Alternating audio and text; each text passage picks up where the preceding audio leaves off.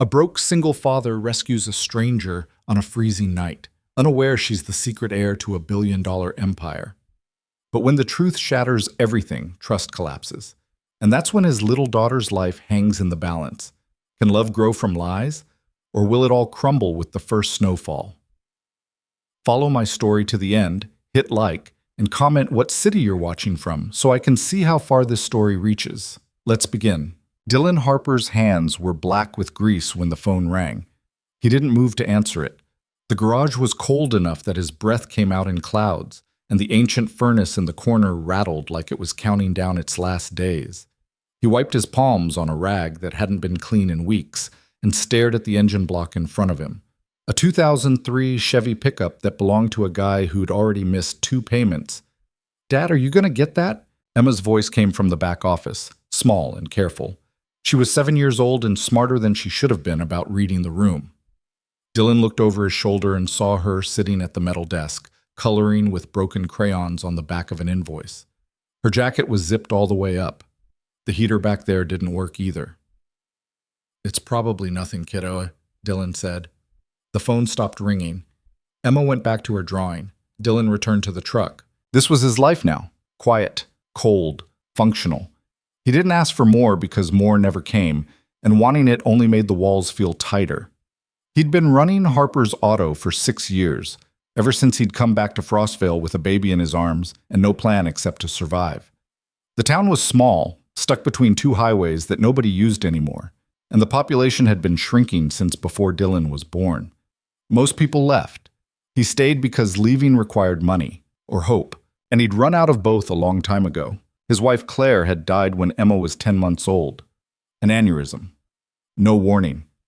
One morning she'd kissed him before work, and by noon she was gone.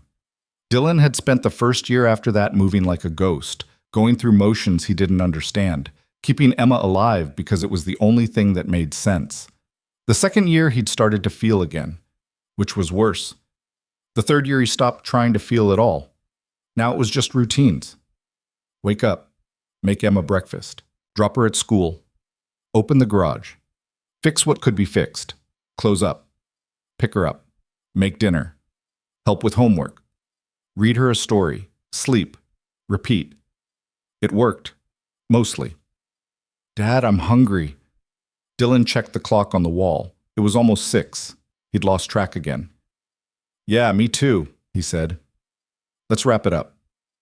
He grabbed his coat from the hook, turned off the work lights, and locked the garage bay. Emma took his hand as they walked across the lot toward the house, a narrow 2-story structure that sat behind the garage like an afterthought. The paint was peeling, the gutters were rusted. Dylan had been meaning to fix both for 3 years. Inside, the kitchen was warmer, but not by much. Dylan opened the fridge and found eggs, butter, half a loaf of bread, and some cheese that was close to the edge. He pulled out a pan. "Grilled cheese?" Emma asked. "Grilled cheese," Dylan confirmed. She climbed onto the stool by the counter and watched him work. She didn't talk much during dinner prep anymore. She used to. When she was younger, she'd ask him 1,000 questions about everything, and he'd answer them all, even the ones he didn't know. But lately, she'd gone quieter. Dylan didn't know if that was just her growing up or if she'd learned it from him. He flipped the sandwich in the pan, the butter crackling. Outside, the wind picked up. Snow had been falling all afternoon, light at first, but now it was coming down heavier. Dylan glanced out the window. The roads would be bad tonight. Not that it mattered. No one was coming. They ate together at the small table. Emma told him about school, something about a project on animals and how her group was doing penguins. Dylan nodded and asked follow-up questions, trying to be present. She smiled when he did that. It was a small smile, but it was real. After dinner, Emma went upstairs to brush her teeth. Dylan washed the dishes by hand, staring out at the snow. The garage sign was barely visible through the storm now, the neon letters flickering. He should have turned it off hours ago, but he always left it on, just in case. He was drying the last plate when he heard it. A sound, low and mechanical. An engine. Dylan frowned and moved to the window. Through the snow, he saw a single headlight cutting through the dark, weaving slightly. A motorcycle. It slowed as it approached the garage, then sputtered. The engine coughed. Died. The rider got off, stumbling slightly, and Dylan saw the silhouette, small frame, heavy jacket, helmet still on. Whoever it was, they were in trouble. He pulled on his boots and stepped outside. The cold hit him immediately, sharp and biting. He crossed the lot toward the bike, snow crunching under his feet. "You okay?" he called out. The rider turned. For a moment, they just stood there. Then they lifted the visor on the helmet, and Dylan saw a young woman's face, pale, exhausted, eyes wide with something close to panic. She started, then stopped. Her voice cracked. "I don't know what happened. It just died."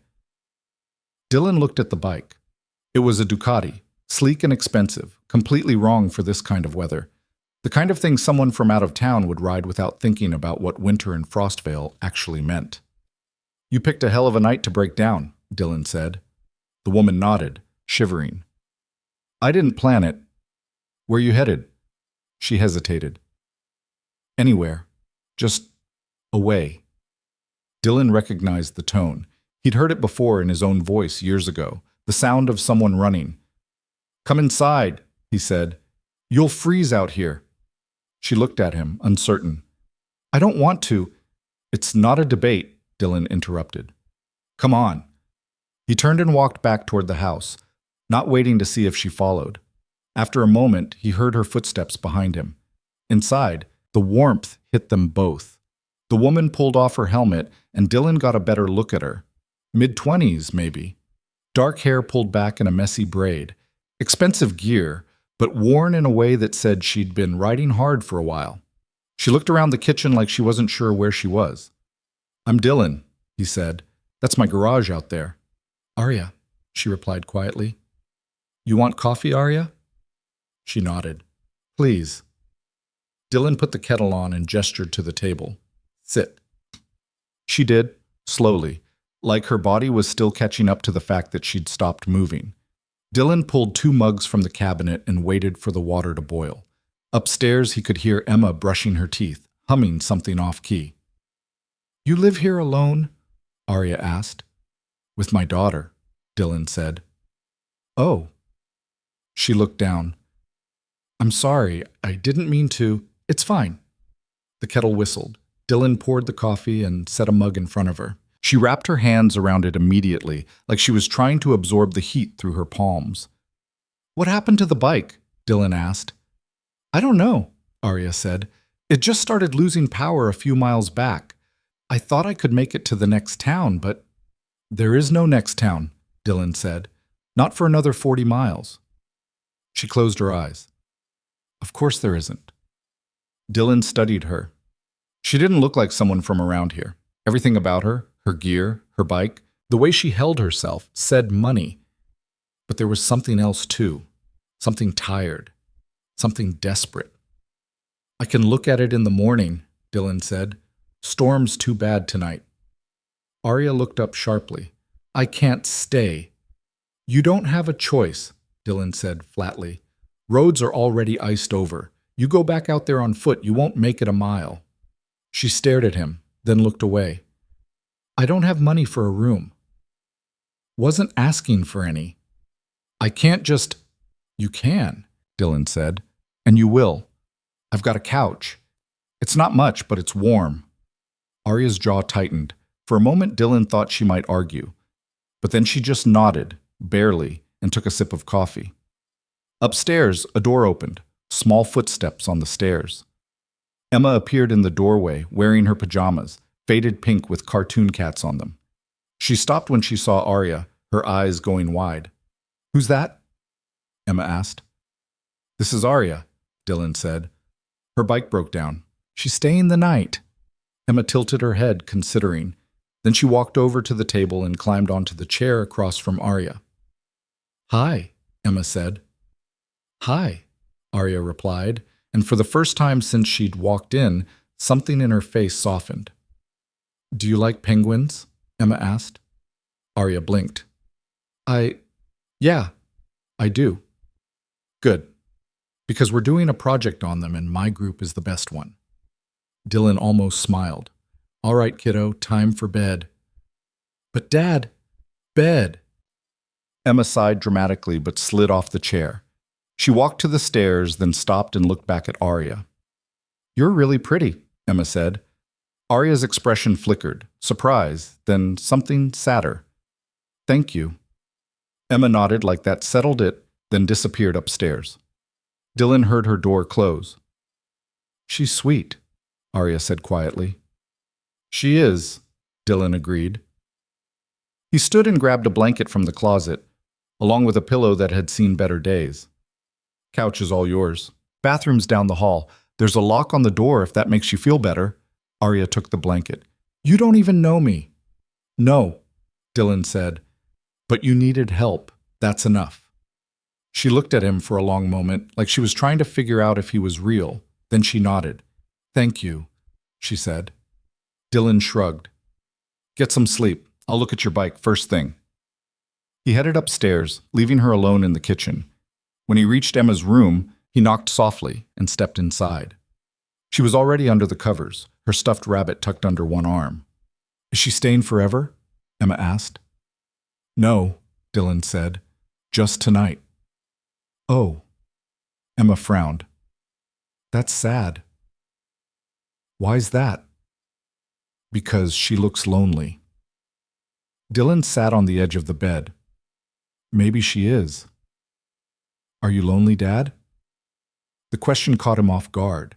He looked at his daughter, her big eyes watching him in the dim light, and realized he didn't have a good answer. "Sometimes," he said finally, "but I've got you, so it's okay." Emma smiled and closed her eyes. "Good." Dylan kissed her forehead, turned off the light, and stepped into the hallway. Downstairs, he could hear Arya moving around quietly, settling in. He went to his own room, sat on the edge of his bed, and stared at the wall. The truth was, he was lonely. He'd been lonely for years. But loneliness was just another part of the routine now, like the cold or the debt or the work that never ended. He'd learned to live with it the same way he'd learned to live with everything else, by not thinking about it too much. He lay down and closed his eyes, listening to the wind howl outside. Tomorrow he'd fix the bike.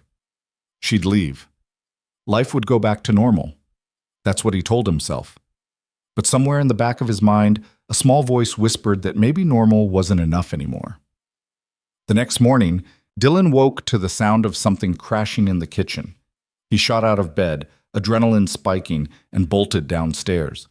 When he rounded the corner, he found Arya standing in front of the stove, a frying pan on the floor, and smoke pouring out of a skillet. "Shit," she muttered, waving a towel at the smoke detector before it could go off. "What are you doing?" Dylan asked. Arya spun around, startled. "I was trying to make breakfast. I thought I should do something to thank you." Dylan looked at the stove. There were eggs in the skillet, or what used to be eggs. Now they were mostly charcoal. "You don't cook much, do you?" he said. "No," Arya admitted. She looked embarrassed. "I'm sorry. I'll clean this up." Dylan crossed to the stove and turned off the burner. He grabbed the skillet, careful to use the towel, and dumped the ruined eggs into the trash. Then he opened the window to let the smoke out. "It's fine," he said. "Just don't burn my house down." "I wasn't trying to." "I know." Arya set the towel down, her shoulders sagging. "I'm not good at this." "At what?" "Any of it. Normal life, cooking, being in one place." She laughed bitterly. "I can run a boardroom, but I can't make scrambled eggs without starting a fire." Dylan paused. "You work in an office?" Arya's expression shifted, like she'd said something she shouldn't have. Something like that. "Huh." He didn't push. If she wanted to keep her business to herself, that was her call. He pulled out a fresh pan and cracked a few eggs into it, working quickly and efficiently. Within a few minutes, he had 3 plates ready: eggs, toast, and a little salt and pepper. "Here," he said, sliding one across the counter to her. Arya stared at it. "You didn't have to eat." She picked up the fork and took a bite. Her eyes closed for a second, and when she opened them again, there was something fragile in her expression. "This is really good," she said quietly. "It's just eggs." Still. Emma came downstairs a few minutes later, still in her pajamas, her hair sticking up in about 5 directions. She climbed onto her stool and dug into her plate without a word. Dylan poured her a glass of orange juice and set it down next to her. "Sleep okay?" he asked. Emma nodded, her mouth full. "How about you?" Dylan asked Arya. "Better than I have in a while," Arya said. They ate in silence for a bit. It wasn't uncomfortable exactly, but it was strange. Dylan wasn't used to having someone else at the table. It had been just him and Emma for so long that the rhythm of it felt off with a third person there. After breakfast, Dylan pulled on his coat and boots. "I'm going to check out your bike," he told Arya. "Shouldn't take long." "Can I come?" she asked. Dylan shrugged. "If you want." They walked out to the garage together, the cold biting at their faces. The snow had stopped overnight, but everything was covered in a thick white blanket. Dylan unlocked the bay door and rolled it open, then wheeled Arya's bike inside. He spent the next 20 minutes running diagnostics, checking the fuel line, the spark plugs, the battery. Arya watched quietly, her arms crossed, not saying much. "It's the fuel pump," Dylan said eventually. "Froze up in the cold. I can fix it, but I'll need to order a part. Might take a couple days." Arya's face fell. "A couple days?" "Yeah, sorry." She turned away, her jaw tight. "I can't stay here that long." "Why not?" "Because She stopped herself. "I just can't." Dylan wiped his hands on a rag. "Look, I don't know what you're running from, and I'm not going to ask. But if you leave now on foot, in this weather, you're not going to make it. So you've got two choices. You stay here and wait for the part, or you take your chances out there." Arya stared at the bike like it had personally betrayed her. Then she let out a long breath. "Fine," she said. "I'll stay." "Good." Dylan turned back to the workbench, but before he could pick up another tool, Arya spoke again. "Why are you helping me?" she asked. Dylan paused. "Why wouldn't I?" "Because you don't know me. Because I could be anyone." "Could be," Dylan agreed. "But you're not. You're just someone who needed help, and I'm someone who can give it. That's all there is to it." Arya looked at him for a long moment, like she was trying to make sense of him. Then she nodded slowly. "Thank you," she said. Dylan didn't respond. He just went back to work. Over the next 2 days, something shifted. It started small. Arya helped Emma with her penguin project, sitting at the kitchen table with her while Dylan worked in the garage. Emma talked non-stop, the way she used to when she was younger, and Arya listened like every word mattered. Dylan heard them laughing through the window, and it made something in his chest tighten. Arya also started doing things around the house. Small things, like washing the dishes or folding laundry. Dylan told her she didn't have to, but she ignored him. When he asked why, she just shrugged and said she needed something to do. On the second night, Dylan made spaghetti for dinner. They ate together again, the three of them, and this time the silence felt less strange. Emma told a story about a kid at school who'd brought a snake for show and tell, and Arya laughed, a real laugh, not the polite kind. After Emma went to bed, Dylan and Arya stayed up in the kitchen. Dylan made coffee, and they sat across from each other at the table. "Can I ask you something?" Dylan said. Arya tensed. "Depends on the question." "Why were you riding in the middle of a snowstorm?" She looked down at her mug. "I needed to leave." Leave what?" "Everything." Her voice was quiet. "My job. My life. The person I was supposed to be." Dylan didn't say anything.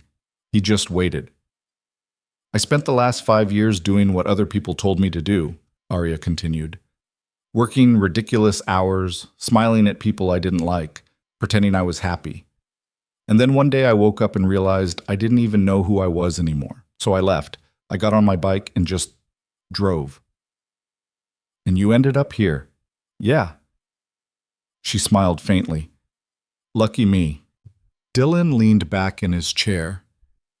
"You think you'll go back?" "I don't know. Maybe. Probably." She looked at him. "What about you? You ever think about leaving?" "All the time," Dylan said. "But I've got Emma, and she deserves stability, so I stay." "That's a good reason." "It's the only reason." Arya nodded. They sat in silence for a while. the wind rattling the windows. Then Arya spoke again, softer this time. "She's lucky to have you," she said. Dylan's throat tightened. "I'm the one who's lucky." Arya smiled, and for the first time since she'd arrived, she looked almost at peace. On the third day, the part arrived. Dylan installed it that afternoon, working quickly and efficiently. Arya stood nearby, watching him work. When he fired up the engine and it roared to life, she didn't look relieved. She looked sad. "You're all set," Dylan said, wiping his hands. Arya nodded. "What do I owe you?" "Nothing." "Dylan, nothing," he repeated. "Just be careful out there." Arya looked at him, then at the house, where Emma was inside finishing her homework. She hesitated. "Can I say goodbye to her?" she asked. "Yeah, of course." They walked back to the house together. Emma was at the kitchen table, gluing cotton balls onto a poster board. When she saw Arya, her face lit up. "Did you fix the bike?" Emma asked. "Your dad did," Arya said. Emma's smile faded. "So you're leaving?" Arya knelt down in front of her. "Yeah, kiddo, I have to." "But you just got here." "I know, but I've got things I need to take care of." Emma's eyes welled up. "Will you come back?" Arya's expression cracked. She reached out and tucked a strand of hair behind Emma's ear. "I don't know," she said honestly. Emma threw her arms around Arya's neck, and Arya held her tight, her own eyes closing. Dylan looked away, his chest aching. When they finally pulled apart, Arya stood and walked to the door. Dylan followed her outside. They stood by the bike, the engine idling. "Thank you," Arya said, "for everything." "Take care of yourself," Dylan replied. Arya put on her helmet, then paused. She looked back at the house one more time, then at Dylan. "You're a good man, Dylan Harper," she said. Before he could respond, she swung her leg over the bike and rode off into the fading light. Dylan stood there until the sound of the engine disappeared. Then he went back inside, where Emma was crying at the kitchen table. He sat down next to her and pulled her into his lap. "I miss her already," Emma whispered. "Yeah," Dylan said quietly. "Me too." The days after Arya left felt longer somehow. Dylan went through the motions: work, Emma, dinner, sleep, but everything felt muted, like someone had turned down the volume on his life. He told himself it was ridiculous. She'd only been there 3 days. Not even enough time to leave a real mark. But Emma kept looking at the couch where Arya had slept, and Dylan kept catching himself listening for the sound of her voice in the kitchen. He hated how much he thought about her, hated how much Emma thought about her, hated that some stranger had managed to carve out a space in their lives so quickly that her absence felt like a wound. A week passed. Dylan fixed a Subaru with a bad transmission, replaced an alternator in a Ford, and worked late most nights because the house felt too quiet and he didn't want to sit in it alone. Emma noticed. She always noticed. "Are you mad at me?" she asked one night at dinner. Dylan looked up from his plate. "What? No, why would you think that?" "Because you're not talking." "I'm tired, kiddo, that's all." Emma poked at her chicken with her fork. "Do you think Arya's okay?" Dylan's chest tightened. "I'm sure she is." "But what if she's not? What if her bike broke again and nobody helped her?" "She'll be fine," Dylan said, more firmly this time. "She knows how to take care of herself." Emma didn't look convinced, but she didn't push. They finished dinner in silence, and Dylan washed the dishes while Emma went upstairs to do her homework. When he was done, he stood at the sink and stared out the window at the garage sign, still flickering in the dark. He thought about turning it off. He thought about a lot of things. But in the end, he just dried his hands and went to check on Emma. 2 weeks after Arya left, Dylan's phone rang late at night. He was lying in bed, staring at the ceiling, when the screen lit up. Unknown number. He almost didn't answer, but something made him pick up. "Hello?" "Hey." Arya's voice, quiet and hesitant. "I wasn't sure you'd pick up." Dylan sat up. "I wasn't sure you'd call." She laughed softly. "Yeah, me neither." They were silent for a moment, and Dylan could hear faint noise in the background. Traffic, maybe, or wind. "Where are you?" he asked. "A hotel, somewhere north. I've been moving around a lot." "Why?" Because staying still feels impossible. Dylan leaned back against the headboard. You running from something specific or just running? Both, I think. She paused. I'm sorry, I shouldn't have called. This is… Don't, Dylan interrupted. Don't apologize. I'm glad you did. Arya let out a breath. How's Emma? Dylan's jaw tightened. She's been better. What happened? He told her about the incident at school, about Madison saying cruel things about Claire, about Emma throwing a book and crying in his arms. Arya listened without interrupting, and when he finished, she was quiet for a long moment. That's awful, she said finally. I'm so sorry. It's not your fault. I know, but still. Dylan rubbed his eyes. She misses you. She keeps asking about you. I miss her too. Arya's voice cracked slightly. I miss both of you, which is insane because I barely know you. Doesn't feel insane to me. There was another silence, heavier this time. Dylan, Arya said softly, can I tell you something? Yeah. I lied to you about who I am. Dylan's stomach dropped. What do you mean? I mean, I'm not just some random person who needed help. She stopped, like she was struggling to find the words. My last name is Sinclair. Does that mean anything to you? Dylan frowned. Should it? Probably not. You're not exactly plugged into corporate news out there. She laughed bitterly. Sinclair Technologies. My family owns it. Or I guess I own part of it now. My father died 2 years ago, and I've been trying to hold it together ever since, but I can't. I'm drowning in it. So I ran. Dylan processed this slowly. You're rich. Disgustingly. And you didn't tell me. No. Her voice was small. I'm sorry, I didn't want you to look at me differently. For 3 days I got to be nobody. Just Arya. And it felt so good, Dylan. It felt real. Dylan leaned forward, his elbows on his knees. So what now? You gonna go back? I don't know. I have to eventually. There are people depending on me. A company, employees, investors. But every time I think about walking back into that building, I feel like I can't breathe. Then don't. It's not that simple. Why not? Because it's my responsibility. Dylan laughed, sharp and humorless. You sound like me. Is that bad? I don't know, probably. They were quiet again. Dylan could hear Arya breathing on the other end of the line, and it made him feel less alone. I should let you go, Arya said eventually. It's late.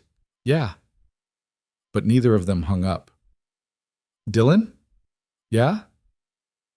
Thank you for picking up, for listening. Anytime. I mean it. So do I. Arya let out a shaky breath. Good night. Good night, Arya. The line went dead. Dylan set the phone down and sat in the dark, his chest tight and his mind spinning. She was rich. She was running a company. She was someone completely different from who he'd thought she was. And yet somehow, that didn't change anything. Over the next few weeks, Arya kept calling. Not every night, but often enough that Dylan started waiting for it. They'd talk about small things, Emma's penguin project, the weather, the way the garage was slowly falling apart. Arya told him about board meetings that made her want to scream and investors who treated her like a child. Dylan told her about brake jobs and late bills and the way Emma had started drawing pictures of the three of them together. It was easy talking to her, easier than it should have been, but there was always something unspoken hanging between them, a tension neither of them acknowledged. One night, Arya asked, Do you ever think about what your life would look like if things were different? Dylan was lying on his bed, staring at the ceiling. All the time. What would you change? I don't know. Maybe I'd leave Frostvale, take Emma somewhere warmer, somewhere with more opportunities. Why don't you? Because leaving costs money, and because this place is all I know. Arya was quiet. Then she said, What if you had help? Dylan frowned. What kind of help? I don't know, just hypothetically. Arya, I know, she said quickly. I'm just thinking out loud. Forget I said anything. But Dylan didn't forget. He thought about it for days, turning it over in his mind, wondering what she meant, wondering if she was offering something or just dreaming out loud. He didn't know, and he didn't ask. It was early December when Arya showed up again. Dylan was closing up the garage for the night when he heard the motorcycle. His heart stopped. He turned, and there she was, pulling into the lot like she'd never left. She took off her helmet, and their eyes met. "Hey," she said. "Hey," Dylan replied. Arya climbed off the bike and walked toward him slowly, like she wasn't sure he wanted her there. "What are you doing here?" Dylan asked. "I don't know," Arya admitted. I couldn't stay away anymore." Dylan stared at her. She looked different. Thinner, maybe. Tired. But still her. "Does Emma know you're here?" he asked. "No. I wanted to talk to you first." "About what?" Arya took a breath. "About the fact that I haven't been able to stop thinking about you, or her, or this place. And I know it's crazy, and I know I have no right to just show up like this, but I had to see you." Dylan's throat tightened. "Arya, I'm not asking for anything," she said quickly. "I just needed you to know." Dylan stepped closer. "You should have called." "I know." "Emma's going to lose her mind when she sees you." Arya's eyes filled with tears. "Is that okay?" Dylan smiled, just a little. "Yeah, it's okay." Arya let out a shaky laugh and wiped her eyes. "Can I see her? Come on." They walked to the house together, and when Dylan opened the door, Emma looked up from the table where she was doing homework. Her eyes went wide. "Arya?" "Hey, kiddo," Arya said. Emma launched herself across the room and threw her arms around Arya's waist, almost knocking her over. Arya held her tight, her face buried in Emma's hair, and Dylan watched from the doorway, his chest aching in a way that wasn't entirely bad. "I knew you'd come back," Emma said, her voice muffled. "I knew it." Arya pulled back and looked at her, smiling through tears. "I couldn't stay away. Are you staying forever this time?" Arya glanced at Dylan. "I don't know yet." "She's staying for dinner," Dylan said. "At least." Emma beamed. "Can we have spaghetti?" "We had spaghetti 2 days ago," Dylan said. "So?" Dylan sighed. "Fine, spaghetti it is." That night, after Emma went to bed, Dylan and Arya sat on the porch, wrapped in blankets, watching the snowfall. "I miss this," Arya said quietly. "What, freezing your ass off?" She laughed. "No, this, the quiet, the simplicity, you." Dylan looked at her. "You don't even know me." "I know enough." "You know the version of me that fixed your bike and made you eggs. That's not the whole picture." "Then show me the whole picture." Dylan shook his head. "You don't want that." "Yes, I do." "Why?" "Because you're the first real thing I've felt in years." Dylan's breath caught. He wanted to say something, but the words stuck in his throat. Arya reached over and took his hand. Her fingers were cold, but her grip was steady. "I'm not asking you to fix me," she said. "I just want to be here. With you. If you'll let me." Dylan looked down at their hands, then back at her face. And for the first time in a long time, he let himself want something. "Okay," he said. Arya smiled, and Dylan felt something shift inside him, something he thought had died years ago. Maybe it wasn't too late after all. Arya stayed. Not permanently, not officially, but she didn't leave either. She kept a room at the small motel on the edge of town, the Frostvale Inn, which was really just 6 rooms above a gas station. But most days she was at the house or the garage, fitting herself into the spaces Dylan and Emma had carved out over the years. It should have felt intrusive. It didn't. Emma was happier than Dylan had seen her in months, maybe years. She dragged Arya everywhere. To the park where the swings were half broken and the slide was rusted, to the library where Mrs. Patterson still stamped checkout cards by hand, to the corner store where they sold penny candy that hadn't cost a penny since the 80s. Arya went willingly, laughing at Emma's stories, asking questions like she genuinely cared about the answers. And maybe she did. Dylan was starting to think she wasn't faking any of it, but there were moments when he caught her staring at her phone with an expression he couldn't quite read.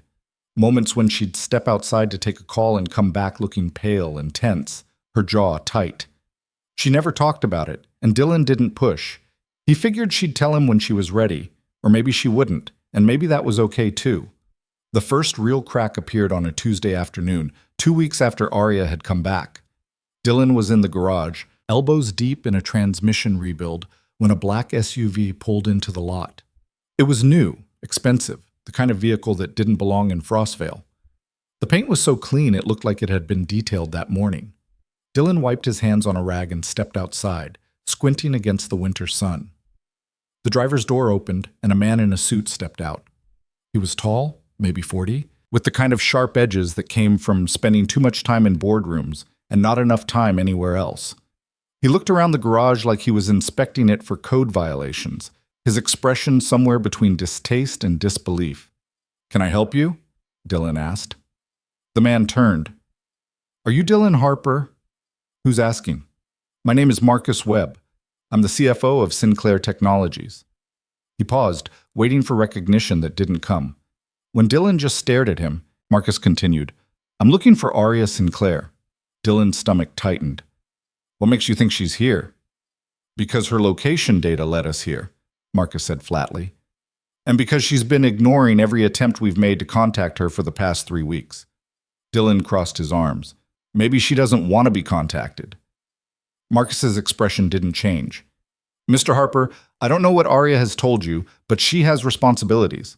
A company worth billions, thousands of employees, stakeholders who are growing increasingly concerned about her absence. This isn't a game." "I didn't say it was." "Then you understand why I need to speak with her." Dylan stared at him. "She's not here. Her bike is parked behind your garage. Doesn't mean she's here." Marcus let out a slow breath like he was dealing with a particularly stubborn child. "Look, I'm not the enemy. I'm trying to help her, but she can't keep running. Sooner or later, she has to face reality. Maybe her reality doesn't look the way you think it does, and maybe you don't know her as well as you think you do." Dylan took a step forward. "Get off my property." Marcus raised an eyebrow. "Excuse me?" "You heard me. Get in your car and leave." For a moment, Marcus didn't move. Then he reached into his jacket and pulled out a business card, holding it out. Dylan didn't take it. "When she's ready to have an adult conversation," Marcus said, "tell her to call me." He dropped the card on the ground, got back in the SUV, and drove off. Dylan watched until the vehicle disappeared down the road, then picked up the card and shoved it in his pocket. He found Arya in the house, sitting at the kitchen table with Emma, helping her with a math worksheet. She looked up when he walked in, and something in his expression made her smile fade. "What's wrong?" she asked. "We need to talk." Emma looked between them, her pencil frozen mid-equation. Dylan forced himself to soften his tone. "Hey, kiddo, can you go upstairs for a bit? I need to talk to Arya." Emma's face scrunched up. "But we're not done." "Emma, please."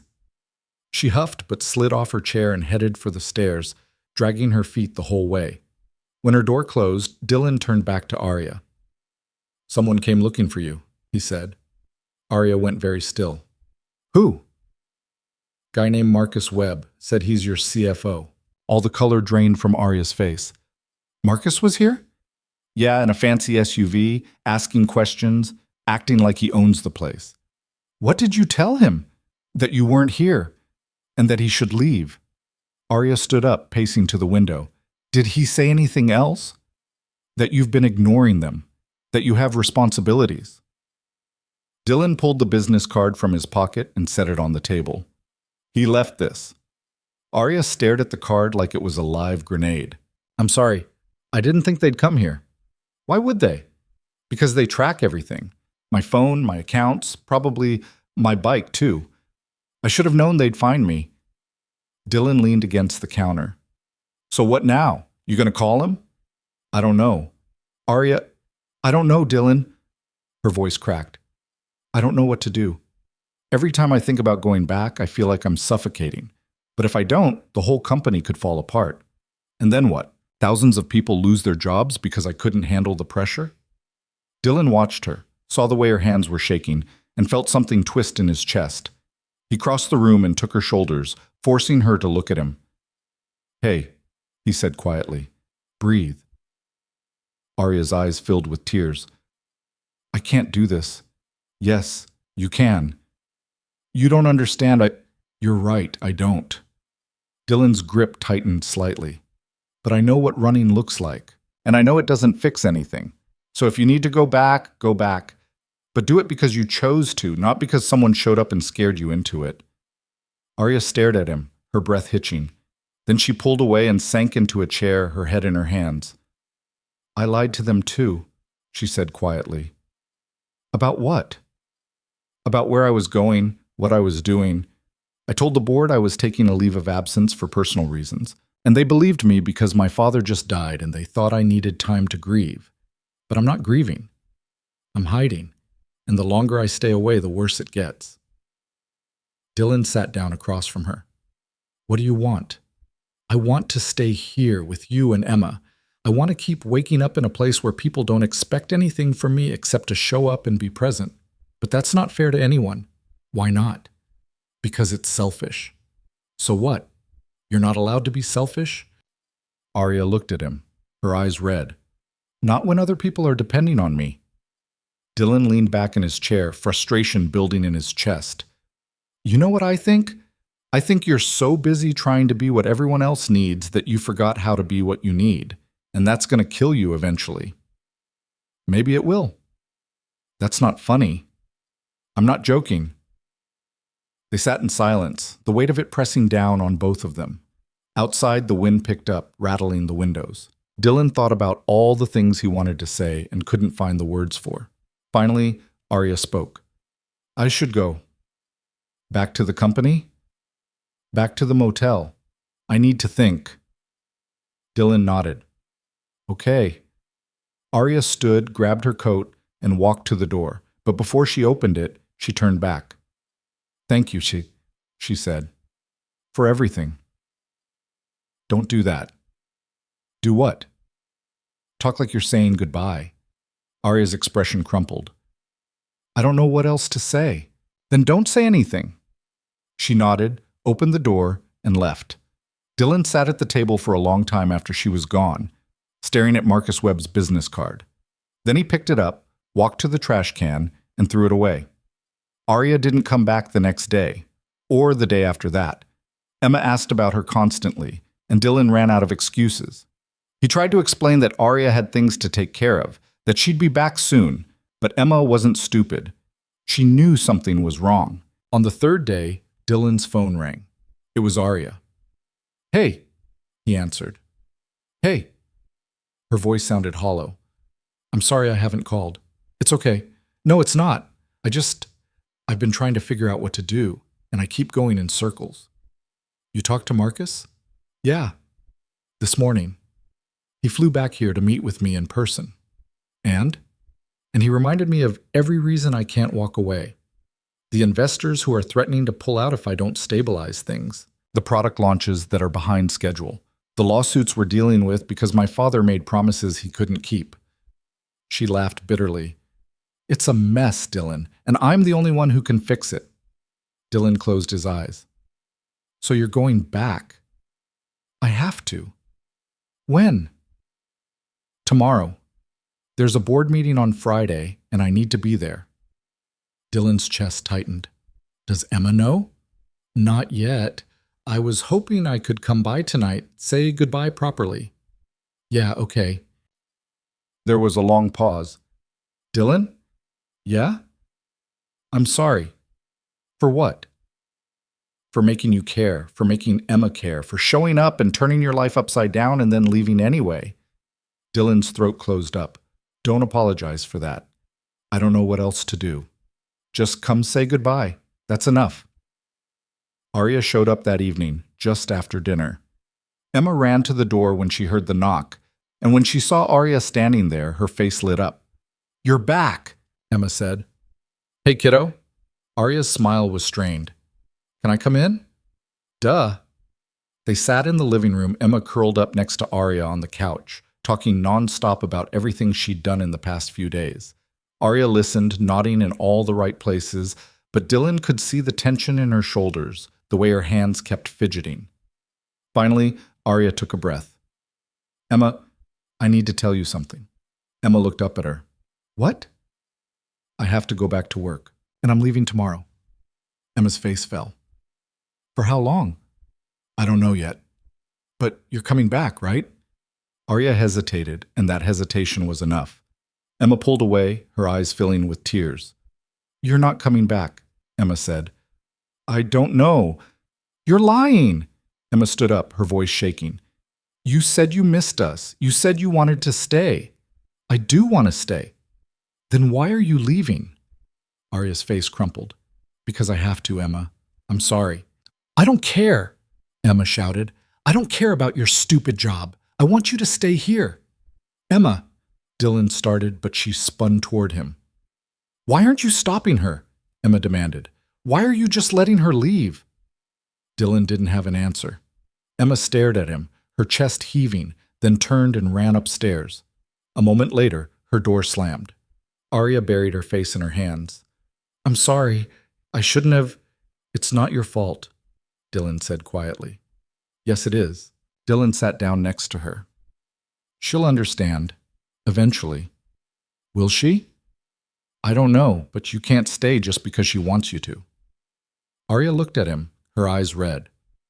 What about you? Do you want me to stay? Dylan's breath caught. He wanted to say yes. He wanted to tell her that the past few weeks had been the best he'd had in years, that she'd brought something back to life in him that he thought was dead. But he couldn't ask her to give up her entire life for him. It doesn't matter what I want, he said. Yes, it does. Arya, do you want me to stay? She asked again, her voice breaking. Dylan looked at her, at the way her hands were trembling, at the desperation in her eyes, and he realized that lying to her now would be worse than anything else. Yeah, he said, I do. Arya let out a shaky breath. Then why won't you ask me to? Because it wouldn't be fair. To who? To you, to Emma, to everyone counting on you back there. Dylan stood up, his hands clenched. You think I don't know what it's like to be responsible for other people? I've been doing it for 7 years, and the one thing I've learned is that you can't build a life on guilt or obligation. It'll eat you alive. Arya stared at him. So what are you saying? I'm saying go. Do what you need to do, and if you come back, make sure it's because you want to, not because we made you feel bad about leaving. Arya's face twisted with emotion. She stood, crossed to him, and before Dylan could react, she kissed him. It was brief, desperate, and when she pulled away, there were tears streaming down her face. I'm sorry, she whispered, for all of it. Then she turned and walked out the door. Dylan stood frozen, his heart pounding, his lips still tingling from the kiss. He heard her bike start up outside, heard the engine fade into the distance, and then there was nothing but silence. Upstairs, Emma was crying. Dylan should have gone to her, should have held her, told her it would be okay. But he couldn't move, because for the first time in years, he'd let himself hope for something, and now it was gone. The next week was brutal. Emma barely spoke to him. She went to school, came home, did her homework, and went to bed without a word. Dylan tried to reach her, tried to explain, but every time he brought up Arya, Emma shut down. She left, Emma said one night at dinner. Just like Mom. It's not the same, Dylan said. Yes, it is. Everyone leaves. Dylan didn't know how to argue with that, because in Emma's world, it was true. He threw himself into work, staying in the garage until midnight, fixing things that didn't need fixing, just to avoid the empty house. But no matter how hard he worked, he couldn't stop thinking about Arya, about the way she'd looked at him before she left, about the kiss. It had been a mistake. He knew that. Getting involved with someone like her was always going to end badly.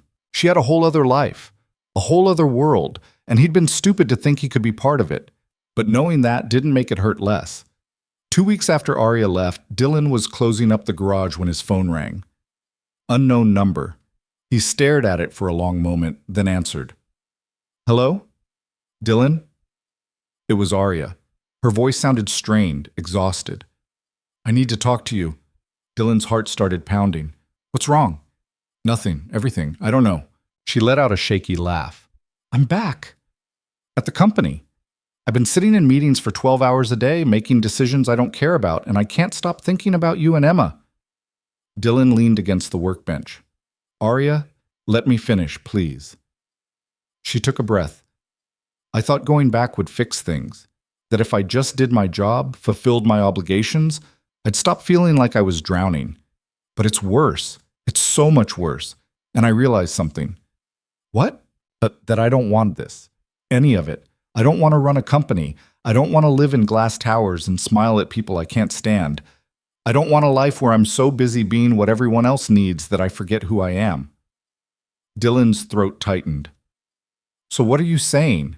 I'm saying I want to come back. To Frostvale. To you. If you'll have me. Dylan closed his eyes. You're serious? Completely. I've already talked to Marcus. I'm stepping down. Setting up a trust to manage everything. I'll still own my shares, but I won't be running the company. And you're sure about this?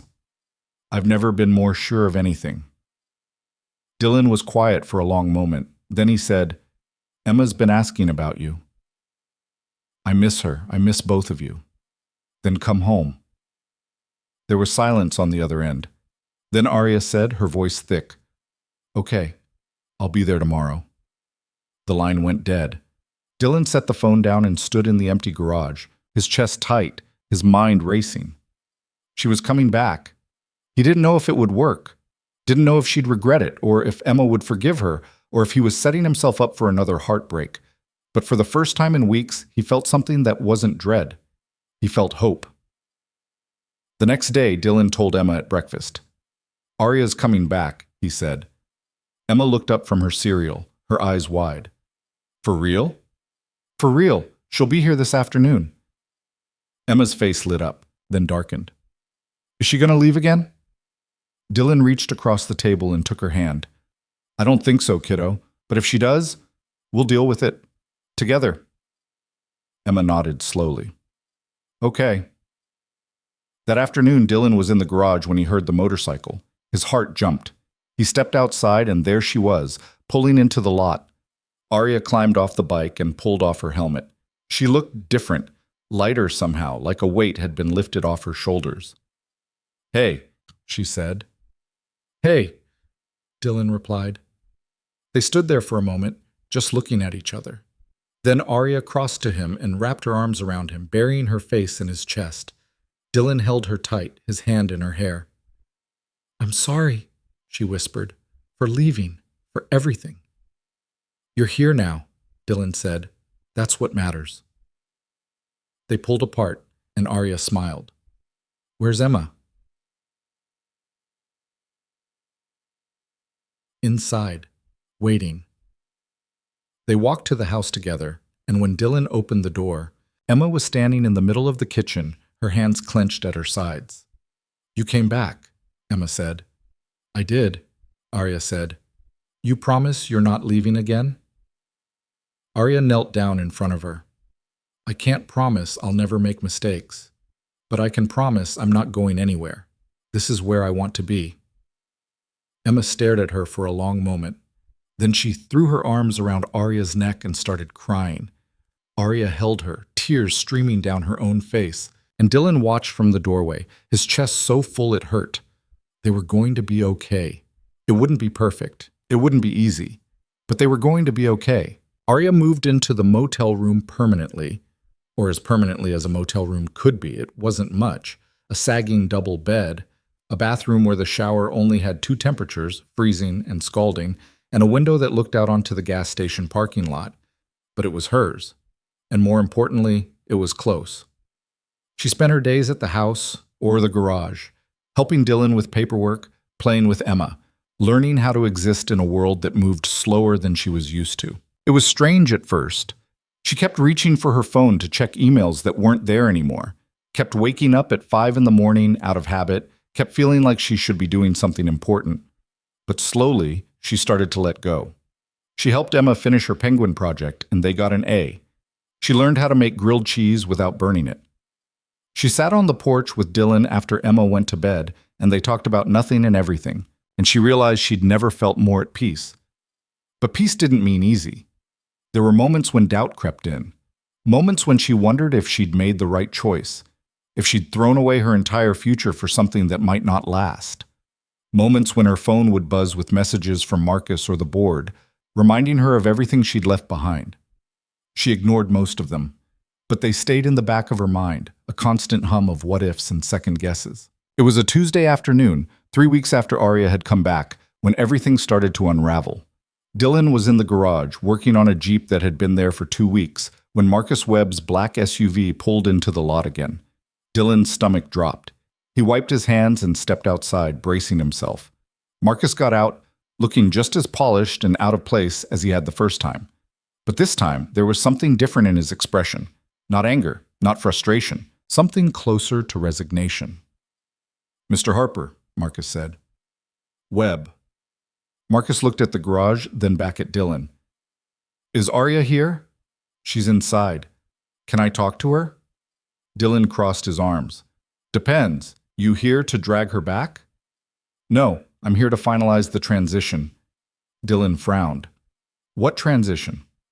Marcus pulled a folder from his briefcase.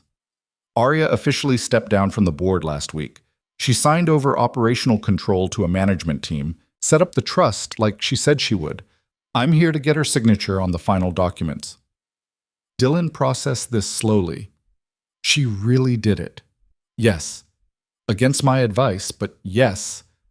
"You think she made a mistake where Marcus hesitated. "I think she made a choice. Whether it's a mistake remains to be seen." Dylan studied him. "You care about her. She's brilliant. She could have been one of the best CEOs in the industry. So yes, I care, but it's her life." Marcus looked at the house. "Can I see her?" Dylan nodded and led him inside.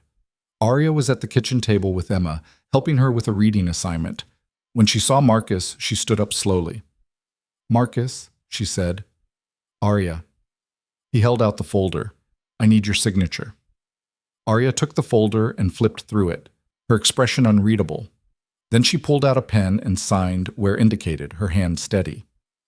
"That's it?" she asked. "That's it. You're officially free."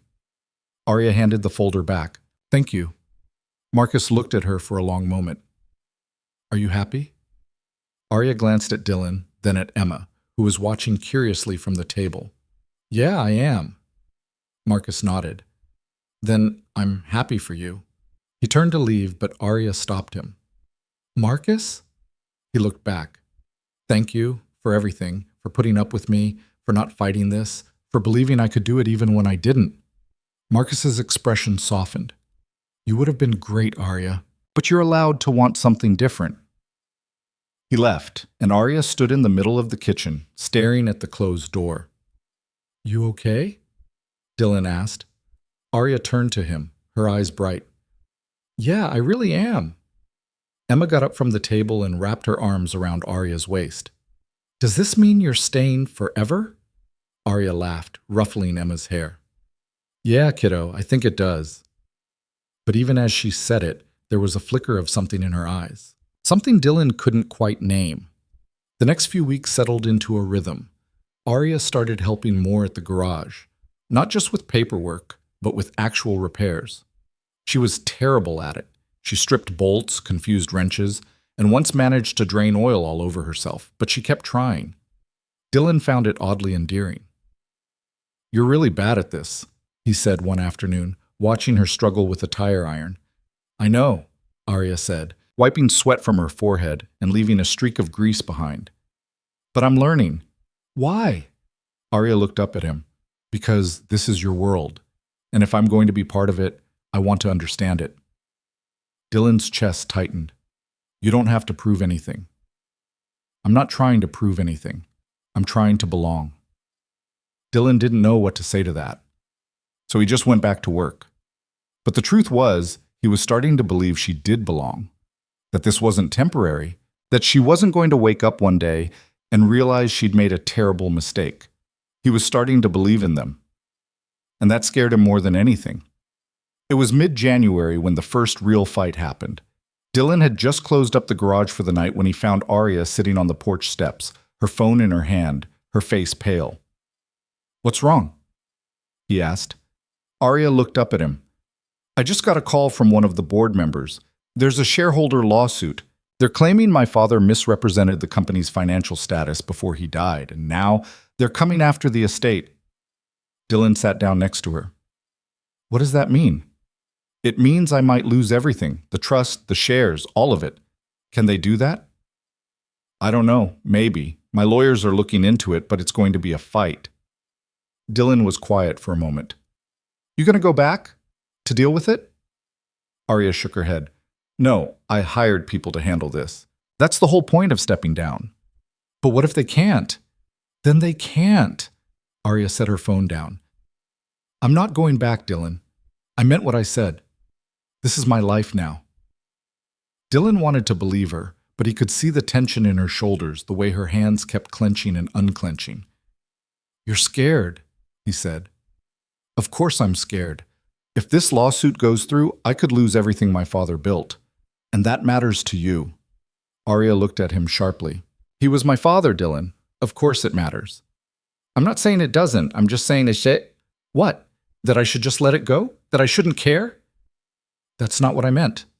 Then what did you mean? Dylan stood up, frustration building. I meant that you can't have it both ways. You can't say you're done with that life and then panic every time something happens back there. Arya stood too, her eyes flashing. You don't get to tell me how to feel about this. I'm not trying to... Yes, you are.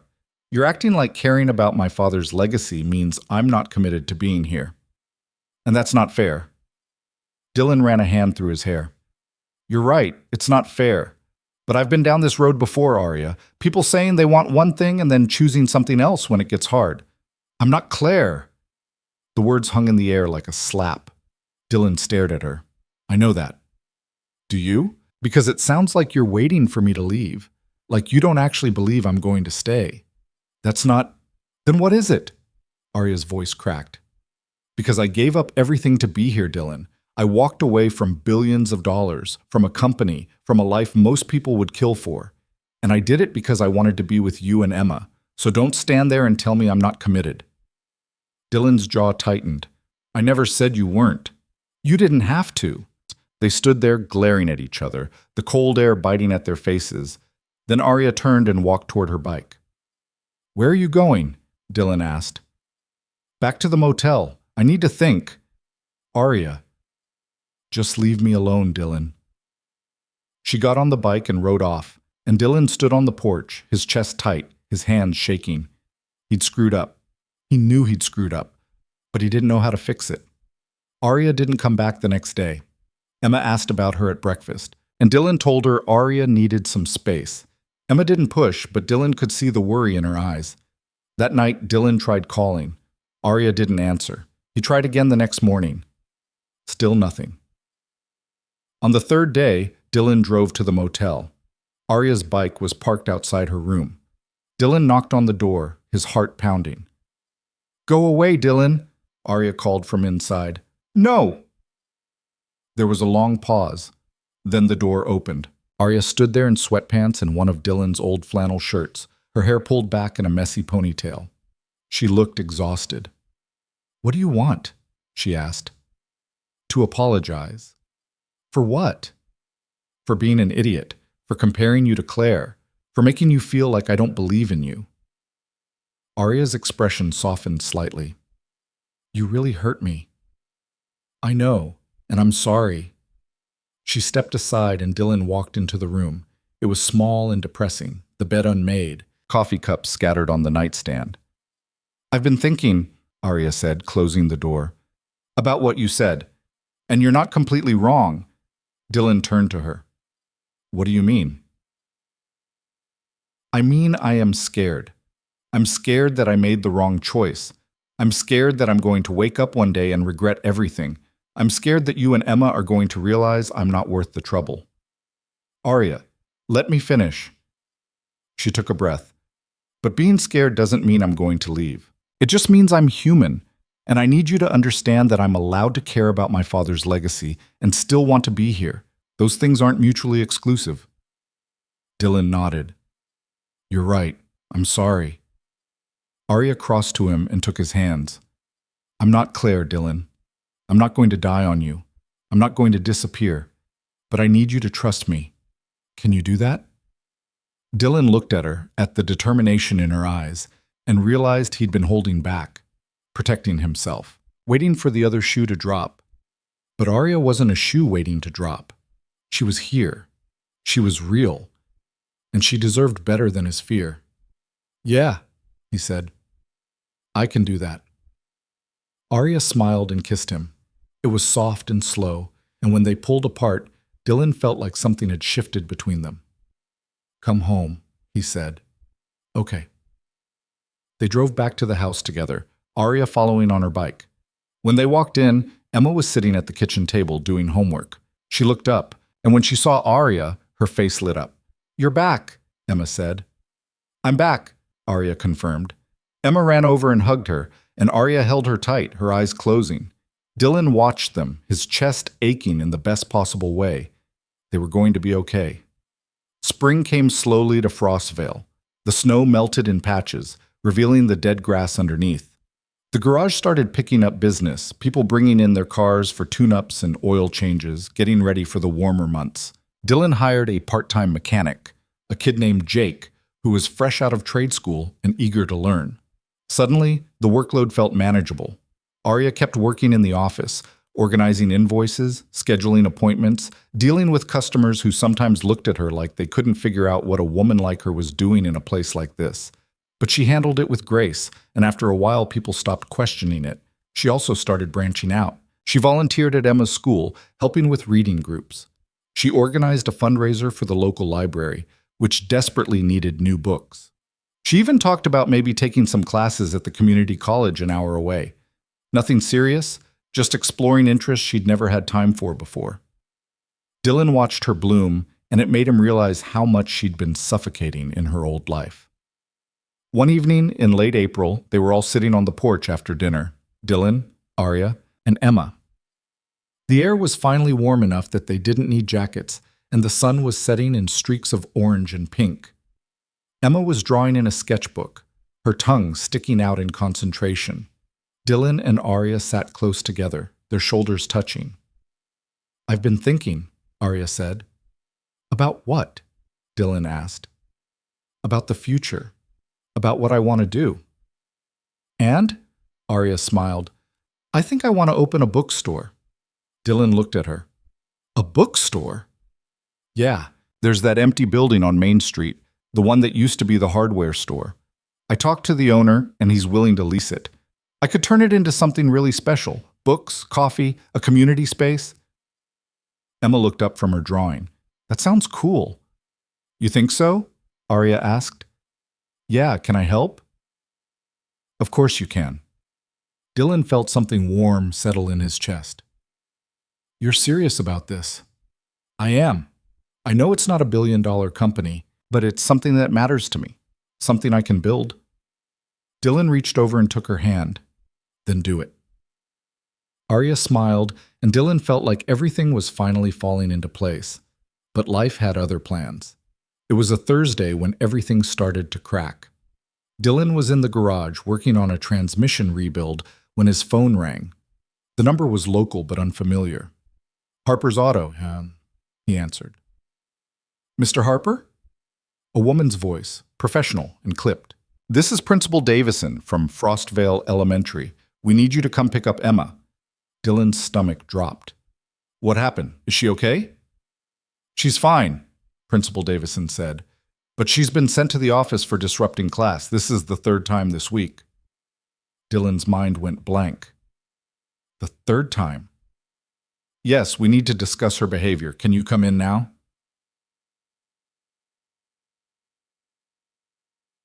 "Yeah, I'll be there in 10. He hung up, grabbed his coat, and drove to the school faster than he should have. His mind was racing. Emma didn't get in trouble. She was quiet, well-behaved, the kind of kid teachers loved. What the hell was going on?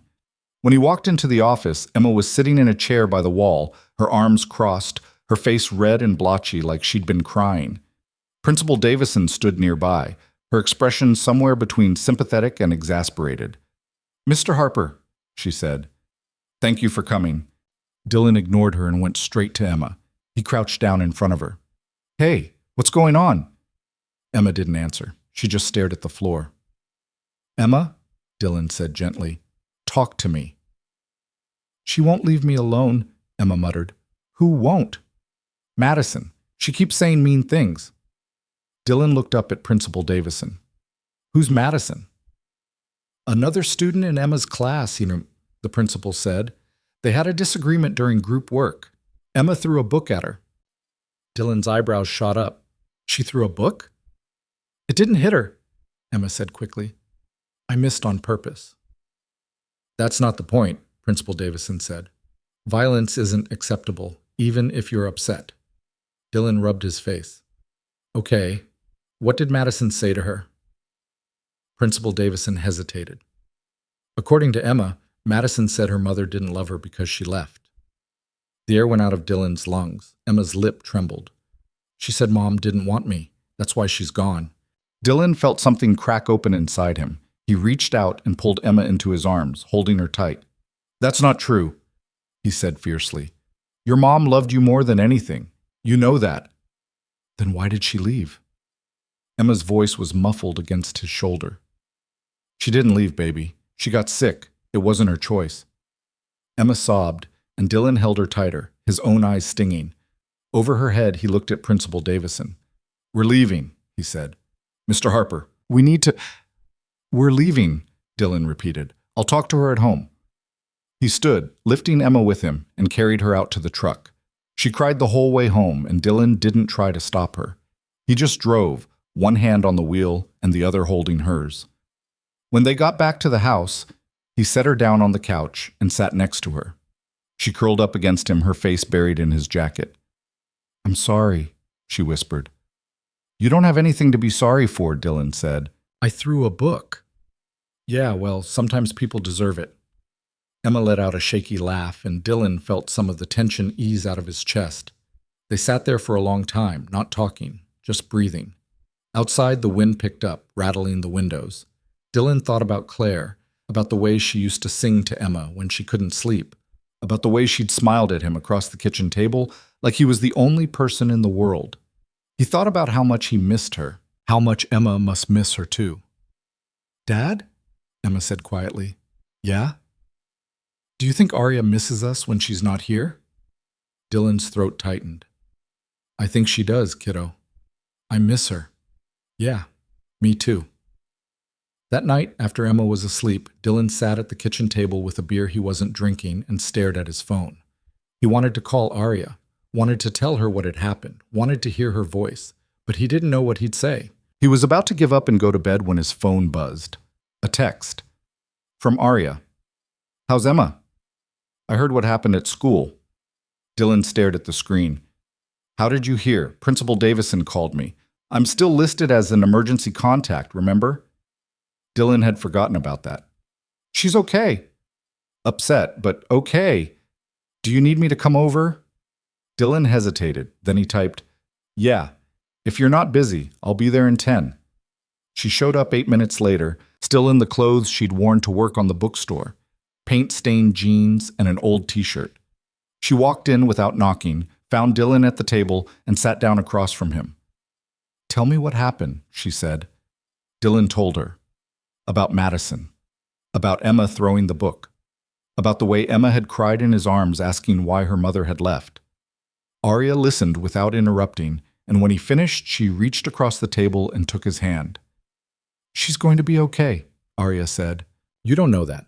Yes, I do, because she has you, and she's stronger than you think. Dylan's vision blurred. I don't know how to help her. You already are, just by being here, just by loving her. Dylan looked at Arya, at the certainty in her eyes, and felt something loosen in his chest. Thank you, he said. For what? For being here. For caring. Arya smiled. There's nowhere else I'd rather be. They sat like that for a while, hands clasped, the silence comfortable. And Dylan realized that somewhere along the way, Arya had stopped being a guest in his life. She was home. The lawsuit against the Sinclair estate dragged on for weeks, a slow-burning fire that Arya tried to ignore but couldn't quite put out. Her lawyers called regularly with updates, depositions, document requests, motions filed and denied. Arya listened, signed what needed to be signed, and told them to handle it. She'd meant what she said to Dylan. She wasn't going back, but the constant reminders made it hard to fully let go. Dylan noticed. He always noticed. "You're distracted," he said one night. They were in bed, Arya staring at the ceiling while Dylan read a paperback he'd found in a box in the garage. "I'm fine," Arya said. "You're a terrible liar." Arya turned to look at him. "It's just the lawsuit. It's getting worse." Dylan set the book down. "How much worse?" "They're trying to freeze the trust. If they succeed, I lose control of everything." "Can they do that?" "My lawyers say no, but it's going to cost a fortune to fight." Dylan was quiet for a moment. "You need money?" Arya laughed bitterly. "I have money, Dylan. More than I'll ever need. It's not about that." "Then what's it about?" "It's about my father, about everything he built. I know he wasn't perfect, but he worked his entire life for that company, and now they're trying to destroy it because of something he might have done." Dylan reached over and took her hand. "You can't control what happens to it." "I know. But you still feel responsible." "Yeah, Alicia," Dylan squeezed her hand. "Then do what you need to do, but don't let it consume you." Arya nodded, but the weight didn't lift. The next morning, Arya got a call from her lead attorney. "We have a problem," he said. Arya was in the kitchen, making coffee. Dylan was in the garage, and Emma was still asleep. "What kind of problem?" "The plaintiffs are pushing for a settlement meeting. They want you there, in person." Arya's stomach dropped. "No. Arya, I know you said you wanted to stay out of it, but this could be our chance to end this. If we can negotiate—" "I said no. They're not going to settle without you in the room. You're the face of the estate. They want to see you sweat." Arya closed her eyes. "Where?" "New York, next week." "How long?" 2 days, maybe 3. Arya felt the walls closing in. "I'll think about it." "Don't think too long. We need an answer by tomorrow." She hung up and stood in the kitchen, her hands shaking. She didn't want to go. She didn't want to put on a suit, walk into a conference room, and face the people who were trying to tear apart everything her father had built. She didn't want to leave Dylan and Emma, even for a few days. But if she didn't go, the lawsuit could drag on for years. And as much as she wanted to pretend she didn't care, she did. Dylan found her an hour later, still standing in the kitchen, staring at nothing. "Hey," he said, "you okay?" Arya turned to him. "My lawyers want me to go to New York for a settlement meeting." Dylan's expression didn't change. "When?" "Next week, 2 or 3 days." "You gonna go?" "I don't know." Dylan crossed to her and took her shoulders. "What do you want to do?" "I want to stay here, but if I don't go, this thing could go on forever." "Then go." Arya looked at him. "Just like that?" "Just like that. It's 2 days, Arya. We'll be fine." "But Emma, we'll understand, and so will I." Arya's eyes filled with tears. "I don't want to leave." "I know, but sometimes you have to do things you don't want to do. That's life." Arya nodded, and Dylan pulled her into his arms. She buried her face in his chest and let herself cry. Dylan told Emma that night at dinner. "Arya has to go to New York for a few days," he said, "for work stuff." Emma looked up from her spaghetti. "When?" "Next week," Arya said. "But I'll be back soon, I promise." Emma's face fell. "You promise?" "I promise." Emma nodded slowly. "Okay." But Dylan could see the worry in her eyes, and he knew Emma was thinking the same thing he was. What if she doesn't come back? The days before Arya left were tense. She tried to act normal, helping at the garage, playing with Emma, sitting on the porch with Dylan. But there was a distance between them now, a wall neither of them knew how to break down. The night before she left, Dylan found her packing in her motel room. "You didn't have to come," she said. "I wanted to." Arya folded a blouse and set it in her suitcase. "I hate this." "I know. I feel like I'm abandoning you." "You're not." Arya turned to him, her eyes red. "Then why does it feel like I am?" Dylan crossed to her and cupped her face. "Because you care, and that's not a bad thing." "It feels bad."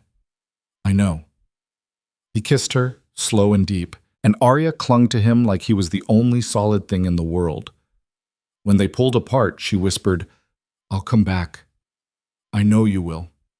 But even as he said it, Dylan felt the old fear creeping in, the fear that she'd get to New York, remember who she used to be, and realize she didn't want this life anymore.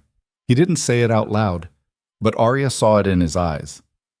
"I'll come back," she said again, more firmly this time. Dylan nodded. "Okay." Arya left the next morning. Dylan and Emma drove her to the bus station, the closest thing Frostvale had to public transportation. Arya was taking a bus to the nearest city, then a flight to New York. When the bus pulled up, Emma threw her arms around Arya's waist. "Don't forget about us," Emma said. Arya knelt down and looked her in the eye. "I could never forget about you, kiddo. You're stuck with me." Emma smiled, but her eyes were wet. Arya stood and turned to Dylan. "Take care of her. Always." Arya kissed him, then grabbed her bag and climbed onto the bus. She found a seat by the window and waved. Dylan and Emma waved back. The bus pulled away and Dylan stood there, holding Emma's hand, watching until it disappeared down the road. "She'll come back, right?" Emma asked. "Yeah, Dylan said. "She'll come back." But as they walked to the truck, Dylan couldn't shake the feeling that something was about to break. Arya called that night from the airport. "I'm about to board," she said. "Just wanted to hear your voice." "How are you holding up?" Dylan asked. "I'm okay. Nervous. You'll do fine." "I hope so." There was a pause. Then Arya said, "Dylan?" "Yeah?" "I love you." The words hit him like a punch to the chest. She'd never said it before. Neither of them had. "Love you too," Dylan said. Arya let out a shaky breath. "Okay. I'll call you when I land." The line went dead. Dylan sat on the edge of the bed, his phone in his hand, his heart pounding. She loved him, and he loved her. And somehow, that made everything worse. The settlement meeting was a disaster. Arya sat in a glass conference room on the 40th floor of a Manhattan high-rise, surrounded by lawyers in $1,000 suits, and realized she didn't belong there anymore. The plaintiffs were aggressive, demanding access to internal documents, threatening to drag the case out for years if Arya didn't agree to their terms. Her lawyers pushed back, but it was clear they were outmatched. After 4 hours, they broke for the day. Arya went back to her hotel room and collapsed on the bed. Her phone buzzed. A text from Dylan. "How'd it go?" Arya stared at the message. She wanted to lie, to tell him everything was fine, but she couldn't. "Terrible. I don't know if we can settle this." Dylan's response came quickly. "Then don't. Walk away." "I can't." "Why not?" Arya didn't have a good answer. The second day was worse. The plaintiffs refused to budge, and Arya's lawyers started talking about going to trial. The whole thing felt like a nightmare she couldn't wake up from. During a break, Arya stepped outside for air. She stood on the sidewalk, surrounded by people rushing past, and felt completely alone. Her phone rang. It was Marcus. "I heard the meeting isn't going well," he said. "That's an understatement. Do you want my advice?" "Do I have a choice?" Marcus sighed. "Let it go, Arya. Let them have the company. It's not worth this." Arya felt something crack inside her. "It was my father's legacy. Your father's dead, and he left you a mess. You don't owe him anything." "That's easy for you to say." "No, it's not. But I care about you, and I don't want to see you destroy yourself over something you can't control." Arya closed her eyes. "I'll think about it." She hung up and stood there, the city noise swirling around her. And for the first time, she wondered if Marcus was right. That night, Arya called Dylan. "I want to come home," she said. "Then come home." "But the meeting—" "Screw the meeting. If it's making you this miserable, walk away." Arya felt tears streaming down her face. "I don't know how." "Yes, you do. You've done it before." Arya let out a shaky laugh. "You make it sound so easy." "It's not easy, but it's simple. You decide what matters most, and you choose that." Arya closed her eyes. "You matter most. Then come home." The next morning, Arya told her lawyers she was done. "We're not settling," she said, "and I'm not going to trial. They can have the company. I don't care anymore. Her lead attorney looked like he'd been slapped. Arya, you can't just... Yes, I can. Draw up the papers. I'll sign whatever you need me to sign, but I'm done. She walked out of the conference room, out of the building, and didn't look back. She booked a flight home that afternoon. Dylan and Emma were waiting at the bus station when she arrived. Emma saw her first and ran across the parking lot, throwing herself into Arya's arms. Arya held her tight, burying her face in Emma's hair. You came back, Emma said. I told you I would. Dylan walked over and Arya looked up at him, tears streaming down her face. I'm sorry, she said, for leaving, for making you worry. Dylan pulled her into his arms. You're here now. That's all that matters. Arya nodded against his chest. I let it go. The company. All of it. I'm done. Dylan pulled back and looked at her. You sure? I've never been more sure of anything. Dylan smiled and kissed her. Then let's go home. They drove back to the house together, the three of them crammed into the front of the truck. Emma sat between them, talking non-stop about everything that had happened while Arya was gone. Arya listened, her hand in Dylan's, and felt something settle in her chest. She was home, and this time she wasn't leaving. The weeks after Arya came back were different. Something had shifted. The fear was gone, replaced by a quiet certainty. Arya threw herself into the bookstore project, spending her days painting walls and building shelves. Dylan helped when he could, and Emma came after school to pick out books for the children's section. They worked together, the three of them, building something new. One evening in late May, Dylan found Arya sitting on the floor of the bookstore, surrounded by paint cans and brushes. She was covered in blue paint, her hair tied up in a messy bun. You look like a mess, Dylan said. Arya laughed. I feel like a mess. Dylan sat down next to her.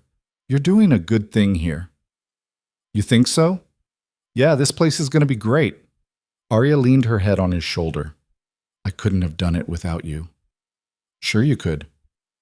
No, I really couldn't. They sat in silence for a while, the smell of fresh paint filling the air. Dylan? Arya said. Yeah? I want to ask you something. Dylan's heart started pounding. Okay. Arya pulled back and looked at him. Will you marry me? Dylan stared at her. What? Will you marry me? Arya repeated. I know it's not traditional and I don't have a ring, but I don't care. I want to spend the rest of my life with you and Emma, so will you marry me? Dylan's vision blurred.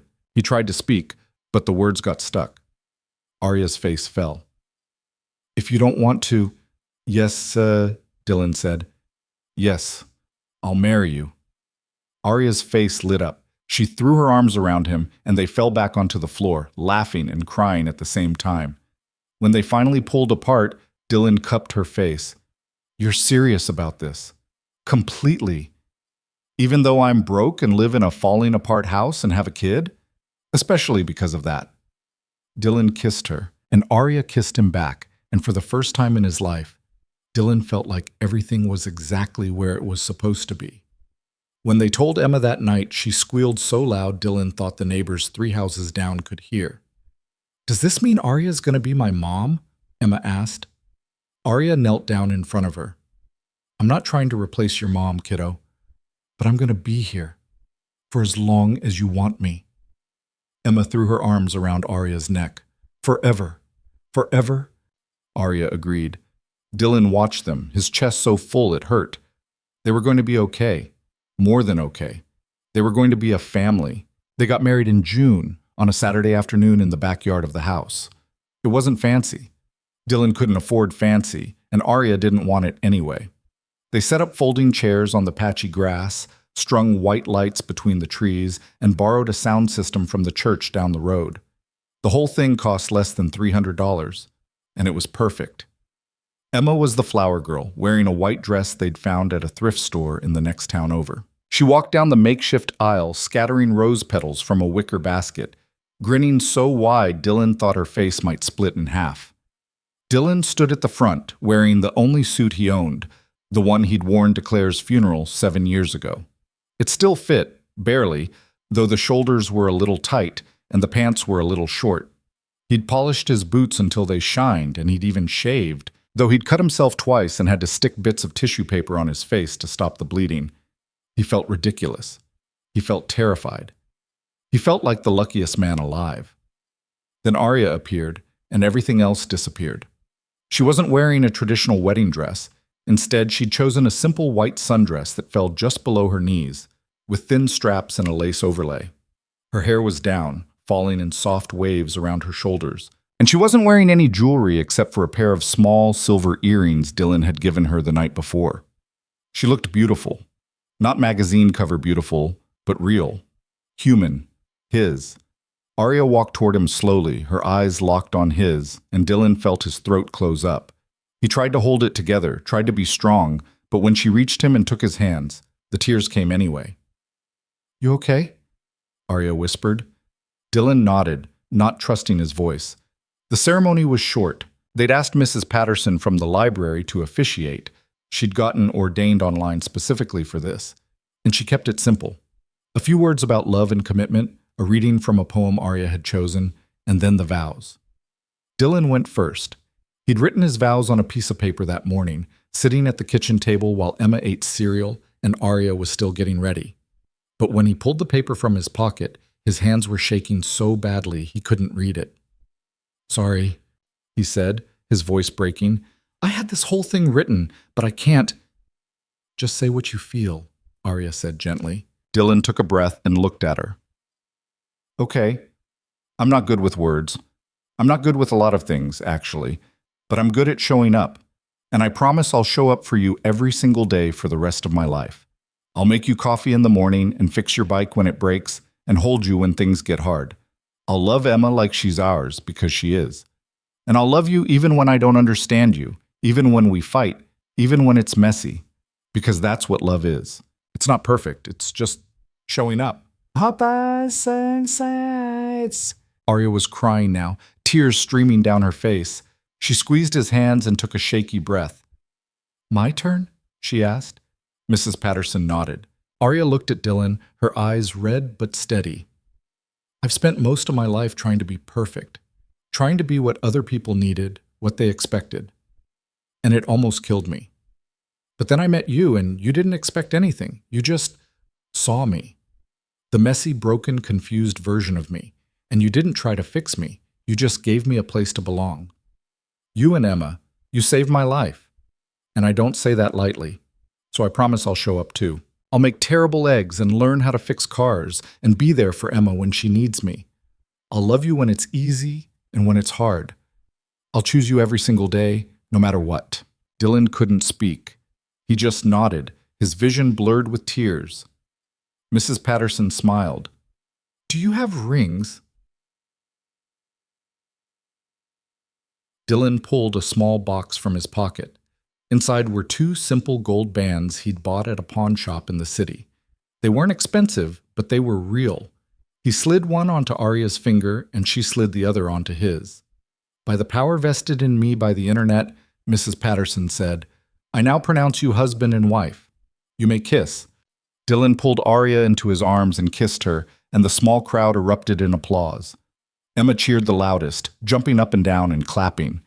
When they pulled apart, Arya was laughing, and Dylan felt like he could breathe for the first time in years. They were married. The reception was in the garage. Dylan had cleared out all the cars and swept the floor, and Arya had decorated with more white lights and wildflowers in mason jars. There was a folding table with food, sandwiches, chips, a pasta salad someone had brought, and a sheet cake from the grocery store that said, "Congratulations, Dylan and Arya," in blue icing. It wasn't much, but it was theirs. People Dylan barely knew showed up. Neighbors from down the street, parents from Emma's school, the mechanic Dylan had hired, even Marcus Webb, who'd flown in as a surprise and stood awkwardly in the corner drinking beer from a plastic cup. Dylan found him there halfway through the night. "Didn't think you'd come," Dylan said. Marcus shrugged. "She invited me, and I figured I should see what all the fuss was about." "And?" Marcus looked around the garage at the lights and the people and Arya dancing with Emma in the middle of the floor. "I think she made the right choice." Dylan nodded. "Yeah, me too." They stood in silence for a moment. Then Marcus said, "Take care of her." "I will." Marcus finished his beer and set the cup down. "Good. Because if you don't, I'll come back here and kick your ass." Dylan laughed. Noted. The party went late into the night. People danced to music playing from someone's phone. Emma ran around with the other kids until she crashed on a pile of blankets in the corner, and Dylan and Arya slow danced in the middle of the garage while everyone watched and cheered. When the last guest finally left, Dylan and Arya stood in the empty garage surrounded by dirty plates and empty cups and just looked at each other. "We did it," Arya said. "Yeah," Dylan replied. "We did." Arya stepped into his arms, and Dylan held her, swaying slightly even though there was no music playing. "Thank you," Arya whispered. "For what?" "For giving me a reason to stay." Dylan kissed the top of her head. "You gave me a reason to hope." They stood like that for a long time, holding each other in the quiet. Then they carried Emma inside, tucked her into bed, and fell asleep together in Dylan's room, their room now, wrapped around each other like they'd been doing it for years. Life didn't magically get easier after the wedding. The garage still struggled some months, bills still piled up, Emma still had bad days at school, and Arya still got calls from lawyers about the lawsuit, though she ignored most of them. But they faced it together. Arya's bookstore opened in August. She called it The Next Chapter, and it became the heart of Frostvale almost overnight. People came for the books, but stayed for the coffee and the community. Arya hosted reading groups, poetry nights, and story time for kids every Saturday morning. Emma helped shelve books and made signs with terrible handwriting that Arya hung up anyway. Dylan was proud of her, prouder than he knew how to say. One evening in late September, Dylan came home from the garage to find Arya and Emma in the kitchen, covered in flour. "What happened here?" he asked. "We're making cookies," Emma said. "Well, Arya's making them. I'm helping." "Helping is a strong word," Arya said, laughing. Dylan leaned against the counter and watched them work. Emma was standing on a stool, stirring a bowl of dough, while Arya guided her hands. They were both laughing, flour dusting their noses and hair, and Dylan felt something tighten in his chest. This was his family. Not the one he'd been born into, not the one he'd lost, but the one he'd chosen, and the one that had chosen him back. "Dad, come help," Emma said. "I don't know how to make cookies," Dylan said. "Neither do we," Arya said. "But we're trying anyway." Dylan smiled and rolled up his sleeves. "All right, let's do this." They burned the first batch. The second batch came out raw in the middle, but the third batch was edible, and they ate them warm at the kitchen table, washing them down with milk. "These are pretty good," Emma said. "They're terrible," Arya said. "Yeah," Dylan agreed, "but they're ours." Arya smiled and reached for his hand. "Yeah, they are." That night, after Emma went to bed, Dylan and Arya sat on the porch like they always did. The air was getting cooler now, fall settling in, and the leaves were starting to turn. "Do you ever miss it?" Dylan asked. "Your old life?" Arya was quiet for a moment. "Sometimes. Not the work, but the feeling of being good at something, of knowing exactly what I was supposed to do. And now? Now I don't have a clue what I'm doing most of the time." Arya laughed softly. "But I'm happy, really, truly happy, and that's more than I ever had before." Dylan looked at her. "No regrets?" "Not a single one." They sat in silence, watching the stars come out. Then Arya said, "What about you? Any regrets?" Dylan thought about it, about Claire, about the years he'd spent just surviving, about the loneliness that had eaten away at him, until he couldn't remember what it felt like to want something. "No," he said finally, "no regrets." Arya leaned her head on his shoulder, and Dylan wrapped his arm around her. They sat like that until the cold drove them inside. By the time winter rolled around again, life had settled into a new normal. Emma turned 8 in November. They threw her a party at the bookstore, and half the town showed up. Arya made cupcakes that actually turned out well, and Emma blew out the candles, surrounded by friends and family. Real family, the kind you choose. Dylan's garage was doing better too. Word had spread that he was reliable and fair, and people started coming from neighboring towns. He hired another mechanic, a woman named Sarah, who knew more about engines than Dylan ever would, and suddenly he wasn't drowning anymore. Arya's bookstore became profitable. Not rich person profitable, but enough to cover the rent and pay herself a small salary. She loved every minute of it. They fought sometimes, about money, about Emma's bedtime, about whose turn it was to do the dishes. But they always talked it out, and they always went to bed on the same team. It wasn't perfect. It was messy and complicated and hard. But it was real.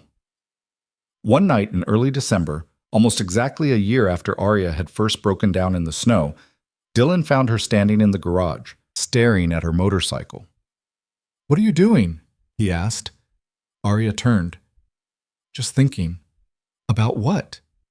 "About how different my life is now. A year ago I was running from everything, and now?" "Now?" Arya smiled. "Now I'm exactly where I want to be." Dylan crossed to her and pulled her into his arms. "Good, because I'm not letting you go. I'm not going anywhere, but promise? Promise."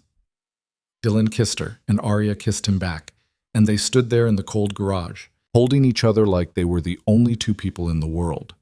Christmas that year was small, but perfect. They couldn't afford much, but Dylan got Emma the art supplies she'd been asking for, and Arya got her a stack of books from the store. Emma made them both handmade cards with drawings of the three of them holding hands. Dylan cried when he opened his. They spent Christmas Eve at home, making hot chocolate and watching old movies. Emma fell asleep on the couch between them, and Dylan and Arya sat there for hours, not wanting to move, not wanting the moment to end. "This is it, isn't it?" Arya whispered. "What?"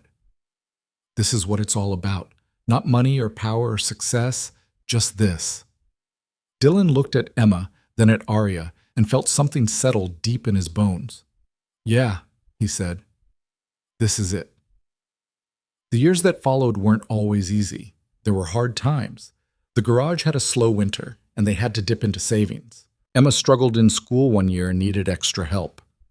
Arya's bookstore almost didn't survive the pandemic, and she had to get creative to keep it afloat. But they made it through, together. Emma grew up. She stayed sweet, stayed curious, stayed exactly who she'd always been. She called Arya Mom sometimes, other times just Arya. It didn't matter. What mattered was that she knew she was loved. Dylan's hair started going gray.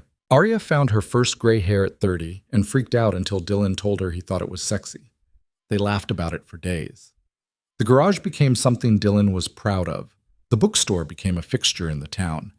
And their life together became something neither of them had ever imagined, but both of them cherished. One evening, when Emma was 16 and getting ready for her first date, Dylan and Arya sat on the porch watching her fuss with her hair through the window. "She's growing up," Arya said. "Yeah," Dylan replied. Too fast." "You scared?" "Terrified." Arya laughed. "Me too." They sat in silence for a while. Then Dylan said, "You ever wonder what would have happened if you hadn't broken down that night?" Arya thought about it. All the time. And I think I would have kept running until I ran out of road. I think I would have ended up somewhere cold and empty, wondering why I felt so alone. She looked at him. "You saved my life, Dylan. You saved mine too." Arya reached for his hand and Dylan took it. They sat like that, watching the sun set, watching their daughter prepare for her future, and feeling grateful for every single moment that had brought them here. It wasn't a fairy tale. It wasn't perfect. But it was theirs, and that was more than enough. Years later, when Emma graduated from college and came home for the summer, she asked Dylan what he thought the secret to a good life was. Dylan thought about it for a long time.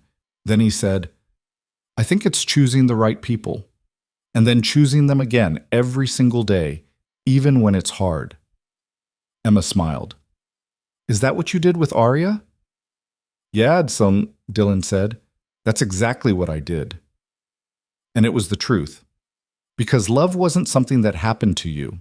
It was something you built, piece by piece, day by day, through every fight and every compromise and every moment of grace. It was showing up, even when you were scared, even when you didn't know how. It was choosing each other. Again and again and again. And in the end, that was all that mattered. Dylan Harper had spent most of his life just surviving, but Arya Sinclair had taught him how to live. And together, they'd built something neither of them had ever thought possible. A home, a family, a life worth living. Not perfect, never perfect, but real. And that was everything. Arya moved into the house 3 weeks after Emma came home from the hospital. She didn't make a big announcement about it. She just started bringing things over. A box of clothes one day, her laptop the next, a bag of toiletries after that. By the end of the second week, the motel room was empty, and her motorcycle was parked permanently in the garage bay next to Dylan's truck. Emma noticed first. "Are you living here now?" she asked one morning at breakfast. Arya looked at Dylan, then back at Emma. "Is that okay with you?" Emma grinned. "Duh!" Dylan didn't say anything, but he reached under the table and squeezed Arya's hand. It felt right, like something that should have happened months ago, but they'd both been too scared to make real. The first few weeks were an adjustment. Arya didn't know where anything went, kept putting the silverware in the wrong drawer, and had to ask Dylan 3 times how to work the washing machine. She burned dinner twice, flooded the bathroom once, and accidentally threw away a bill Dylan had been meaning to pay. But she was trying, and that mattered more than getting it right. One night, about a month after she'd moved in, Dylan found her sitting on the kitchen floor surrounded by instruction manuals and pieces of what used to be Emma's broken desk lamp. "What are you doing?" he asked. Arya looked up, her hair falling in her face. "Trying to fix this. Emma said it's been broken for months, and I thought I could—" She gestured helplessly at the scattered parts. "I have no idea what I'm doing." Dylan sat down next to her. "Why didn't you just ask me?" "Because I wanted to do something useful, something that didn't involve you saving me." Dylan picked up one of the pieces and examined it. "Arya, you don't have to prove anything." "I know, but I want to contribute. I want to feel like I belong here." Dylan set the piece down and looked at her. "You already do." "Do I?" "Yeah, you do." Arya's eyes filled with tears. "I'm not very good at this, at being part of a family. I don't know the rules."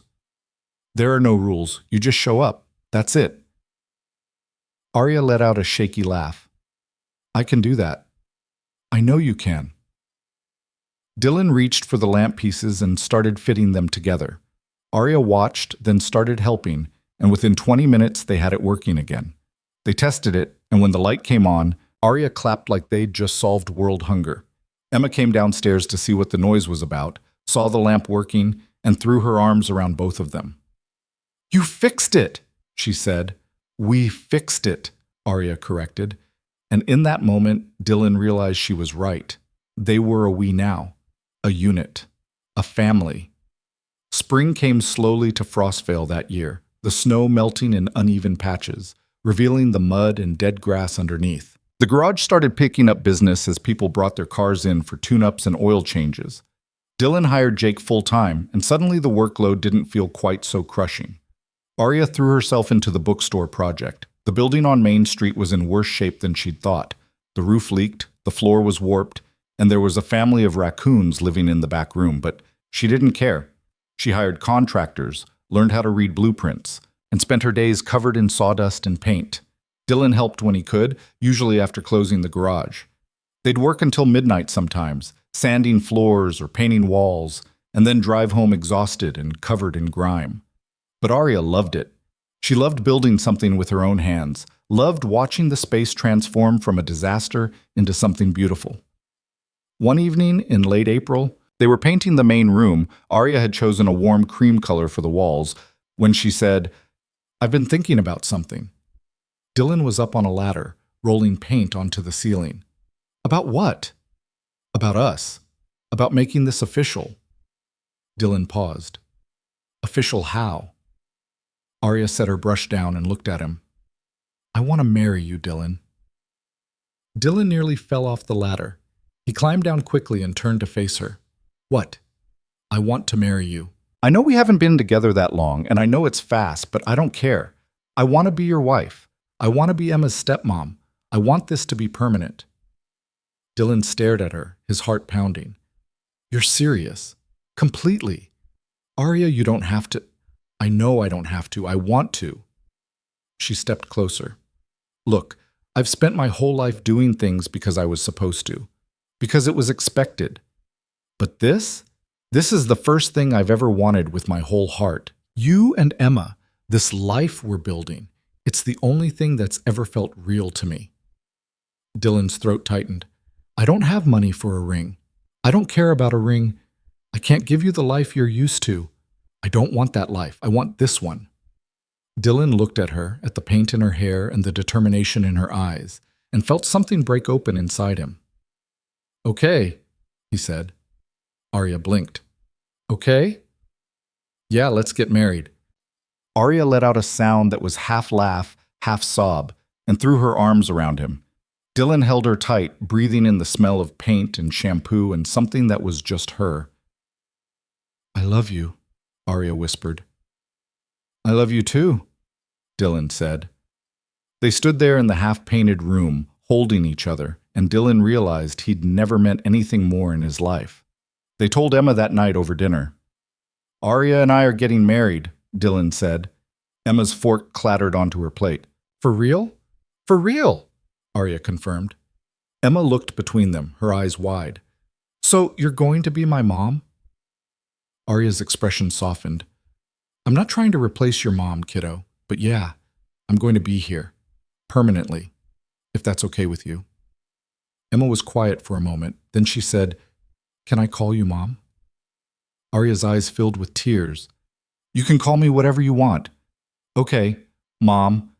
Arya let out a shaky laugh and reached across the table to take Emma's hand. Okay, Emma grinned. Can I be in the wedding? Of course. Can I wear a fancy dress? The fanciest. Emma squealed and jumped out of her chair to hug Arya. Dylan watched them, his chest so full it hurt. This was his family. This was his life. And it was more than he'd ever thought he deserved. They got married on a Saturday in early June in the backyard of the house. They kept it small, just neighbors, a few people from Emma's school, Jake from the garage, Mrs. Patterson from the library, and Marcus Webb, who flew in at the last minute as a surprise. Arya had invited him, and Dylan was glad she had. Marcus had been part of her old life, but he'd supported her decision to leave, and that meant something. Dylan wore the only suit he owned, the one he'd worn to Claire's funeral. It still fit, though it was tight in the shoulders. Arya wore a simple white dress she'd found at a boutique in the city. Nothing expensive, nothing fancy, just a dress that made her look like herself. Emma was the flower girl, wearing a pale blue dress they'd picked out together. She took her job seriously, walking down the makeshift aisle with careful steps, scattering rose petals with the concentration of a surgeon. Dylan stood at the front, his hands shaking, and watched Arya walk toward him. She wasn't being given away. She'd insisted on that.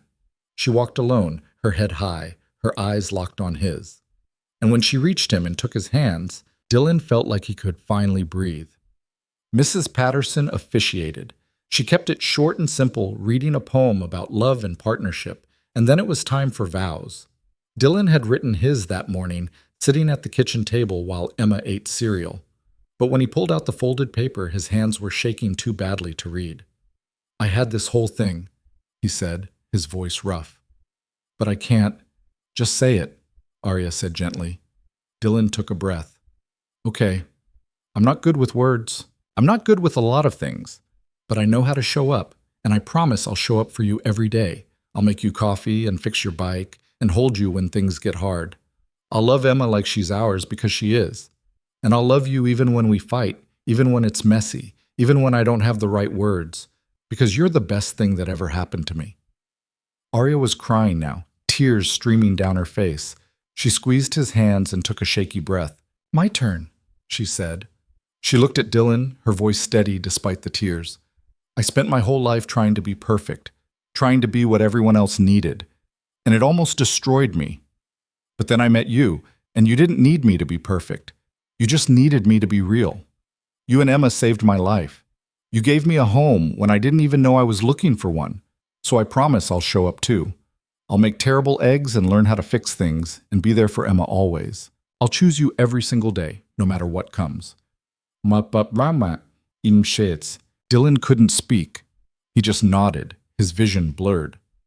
Mrs. Patterson smiled. Rings! Dylan pulled out two simple gold bands he'd bought at a pawn shop. They weren't expensive, but they were real. He slid one onto Arya's finger. She slid the other onto his.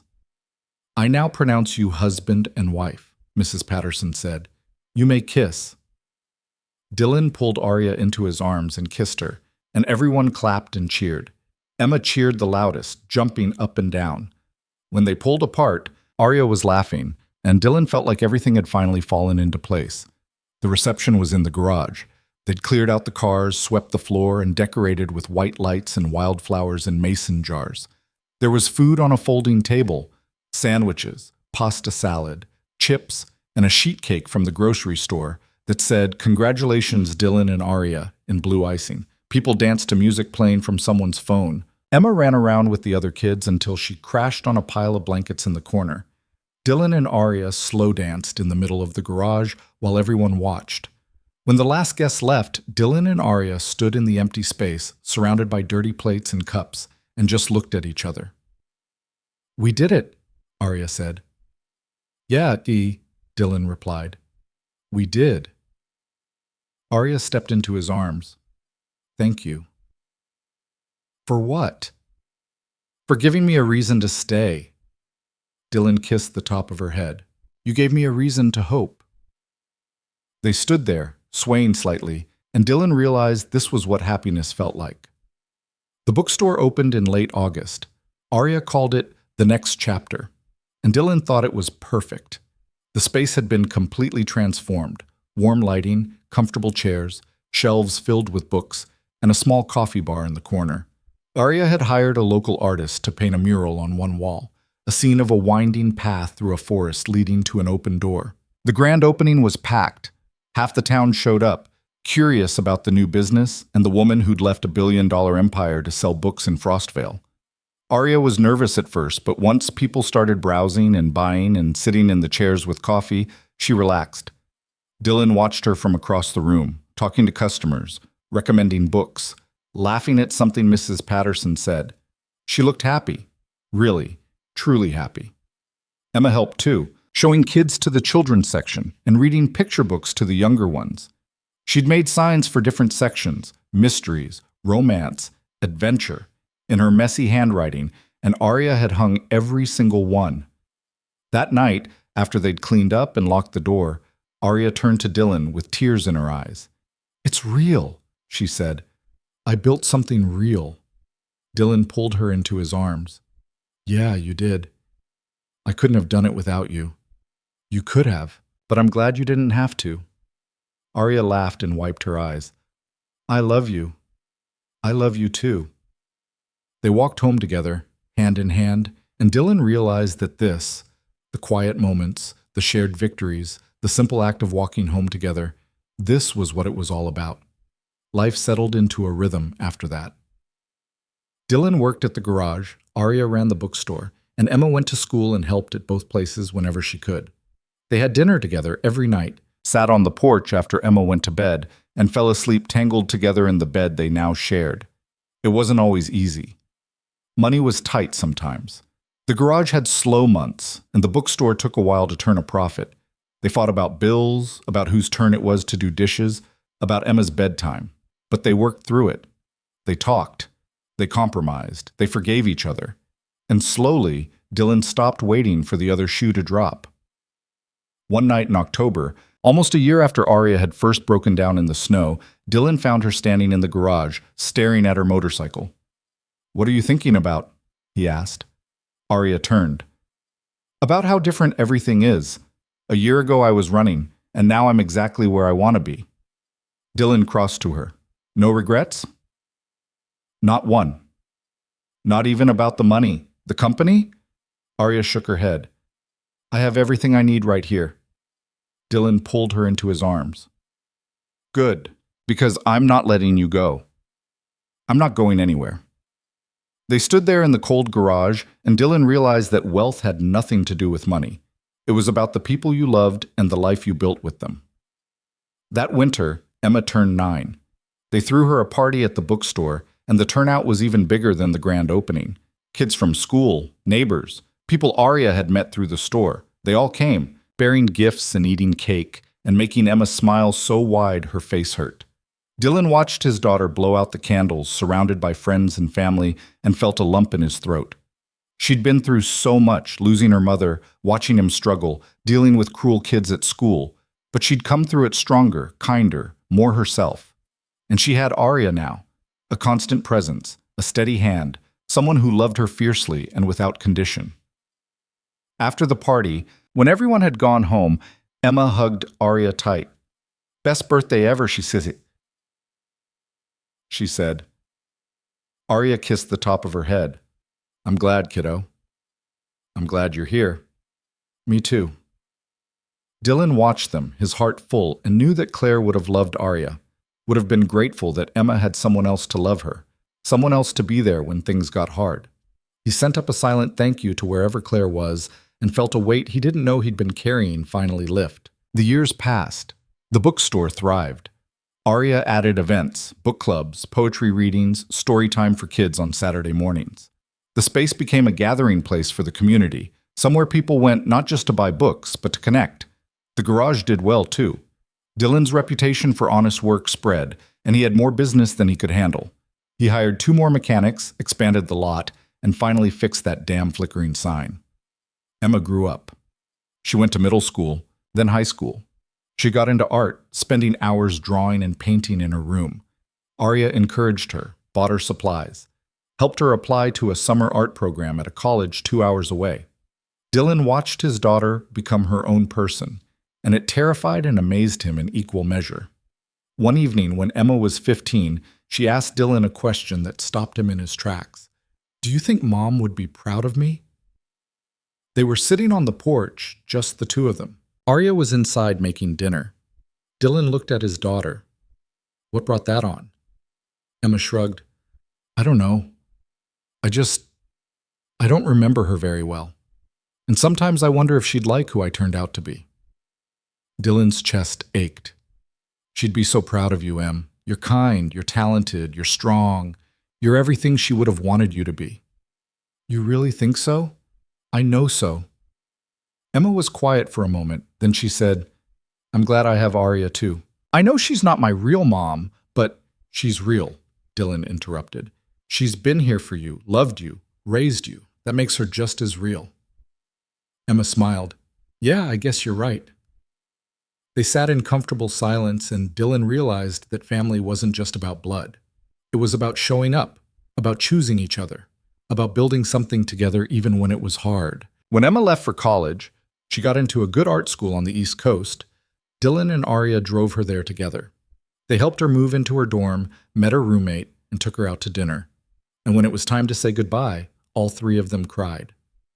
"I'm going to miss you so much," Emma said, hugging Arya. "I'm going to miss you too, kiddo, but you're going to do amazing things." Emma turned to Dylan. "Take care of each other, okay?" "We will," Dylan promised. They drove home in silence, the car feeling too empty without Emma's chatter. When they got back to the house, Arya went straight to Emma's room and sat on the bed, crying. Dylan found her there and sat down next to her. "She's going to be okay," he said. "I know, but I'm going to miss her." "Me too." They sat there together, mourning the end of one chapter and bracing themselves for the next. But life went on. The bookstore kept thriving. Dylan kept working. They talked to Emma every week, visited when they could, sent care packages full of snacks and encouraging notes. And they learned to be just the 2 of them again. It was different without Emma. Quieter, but not bad. They had more time for each other, more space to just be. One night, about 6 months after Emma left for school, Arya said something that stuck with Dylan. "I think the measure of a good life isn't how much you have," she said. "It's how much you're willing to give up to keep what matters." They were sitting on the porch, watching the stars. Dylan looked at her. "You gave up a lot," he said. "I gave up things that were killing me. And I got everything I ever really needed." Dylan took her hand. "Do you think you made the right choice?" Arya smiled. "I know I did." They sat there until the cold drove them inside, and Dylan thought about all the ways life could surprise you, all the ways loss could turn into gain, all the ways broken things could be made whole again. Years later, when Emma graduated from college and came home for the summer, she brought someone with her. His name was Chris, and he was an artist too. He was kind, funny, and clearly crazy about Emma. Dylan liked him immediately. Over dinner that first night, Chris asked Dylan and Arya how they'd met. Dylan and Arya exchanged a glance, and Arya smiled. "I broke down in a snowstorm," she said, "and Dylan saved me." "More like she saved me," Dylan corrected. Emma laughed. "You both saved each other, that's the point." And she was right, because that's what love was. It wasn't one person rescuing another. It was two people choosing to face life together, to hold each other up when things got hard, to build something worth keeping. Dylan had learned that the hard way, but he'd learned it. And as he sat at the table, surrounded by the family he'd built, not the one he'd been born into, not the one he'd lost, but the one he'd chosen, he realized he wouldn't change a single thing, not the pain, not the struggle, not the fear, because it had all led him here, to this moment, to this table, to this life. And it was more than enough. It was everything. That night, after Emma and Chris had gone to bed, Dylan and Arya sat on the porch one last time. "You ever think about what would have happened if I hadn't broken down that night?" Arya asked. Dylan thought about it. "Yeah, sometimes." And I think we both would have kept going. You running, me surviving, until something finally broke us. Arya nodded. "I think you're right." They were quiet for a while. Then Arya said, "I'm glad I broke down." "Me too." Dylan put his arm around her and Arya leaned her head on his shoulder. They sat like that, watching the stars, and Dylan thought about all the things he'd learned. That love wasn't something that happened to you. It was something you built. That family wasn't just blood. It was choice. That wealth had nothing to do with money and everything to do with the people you surrounded yourself with. That showing up mattered more than being perfect. That broken things could heal if you gave them time and care. And that sometimes the best things in life came from the worst moments. Dylan Harper had spent 30 years learning how to survive, but Arya Sinclair had taught him how to live. And together, they'd built something worth living for. Not perfect, never perfect, but real. And that was everything.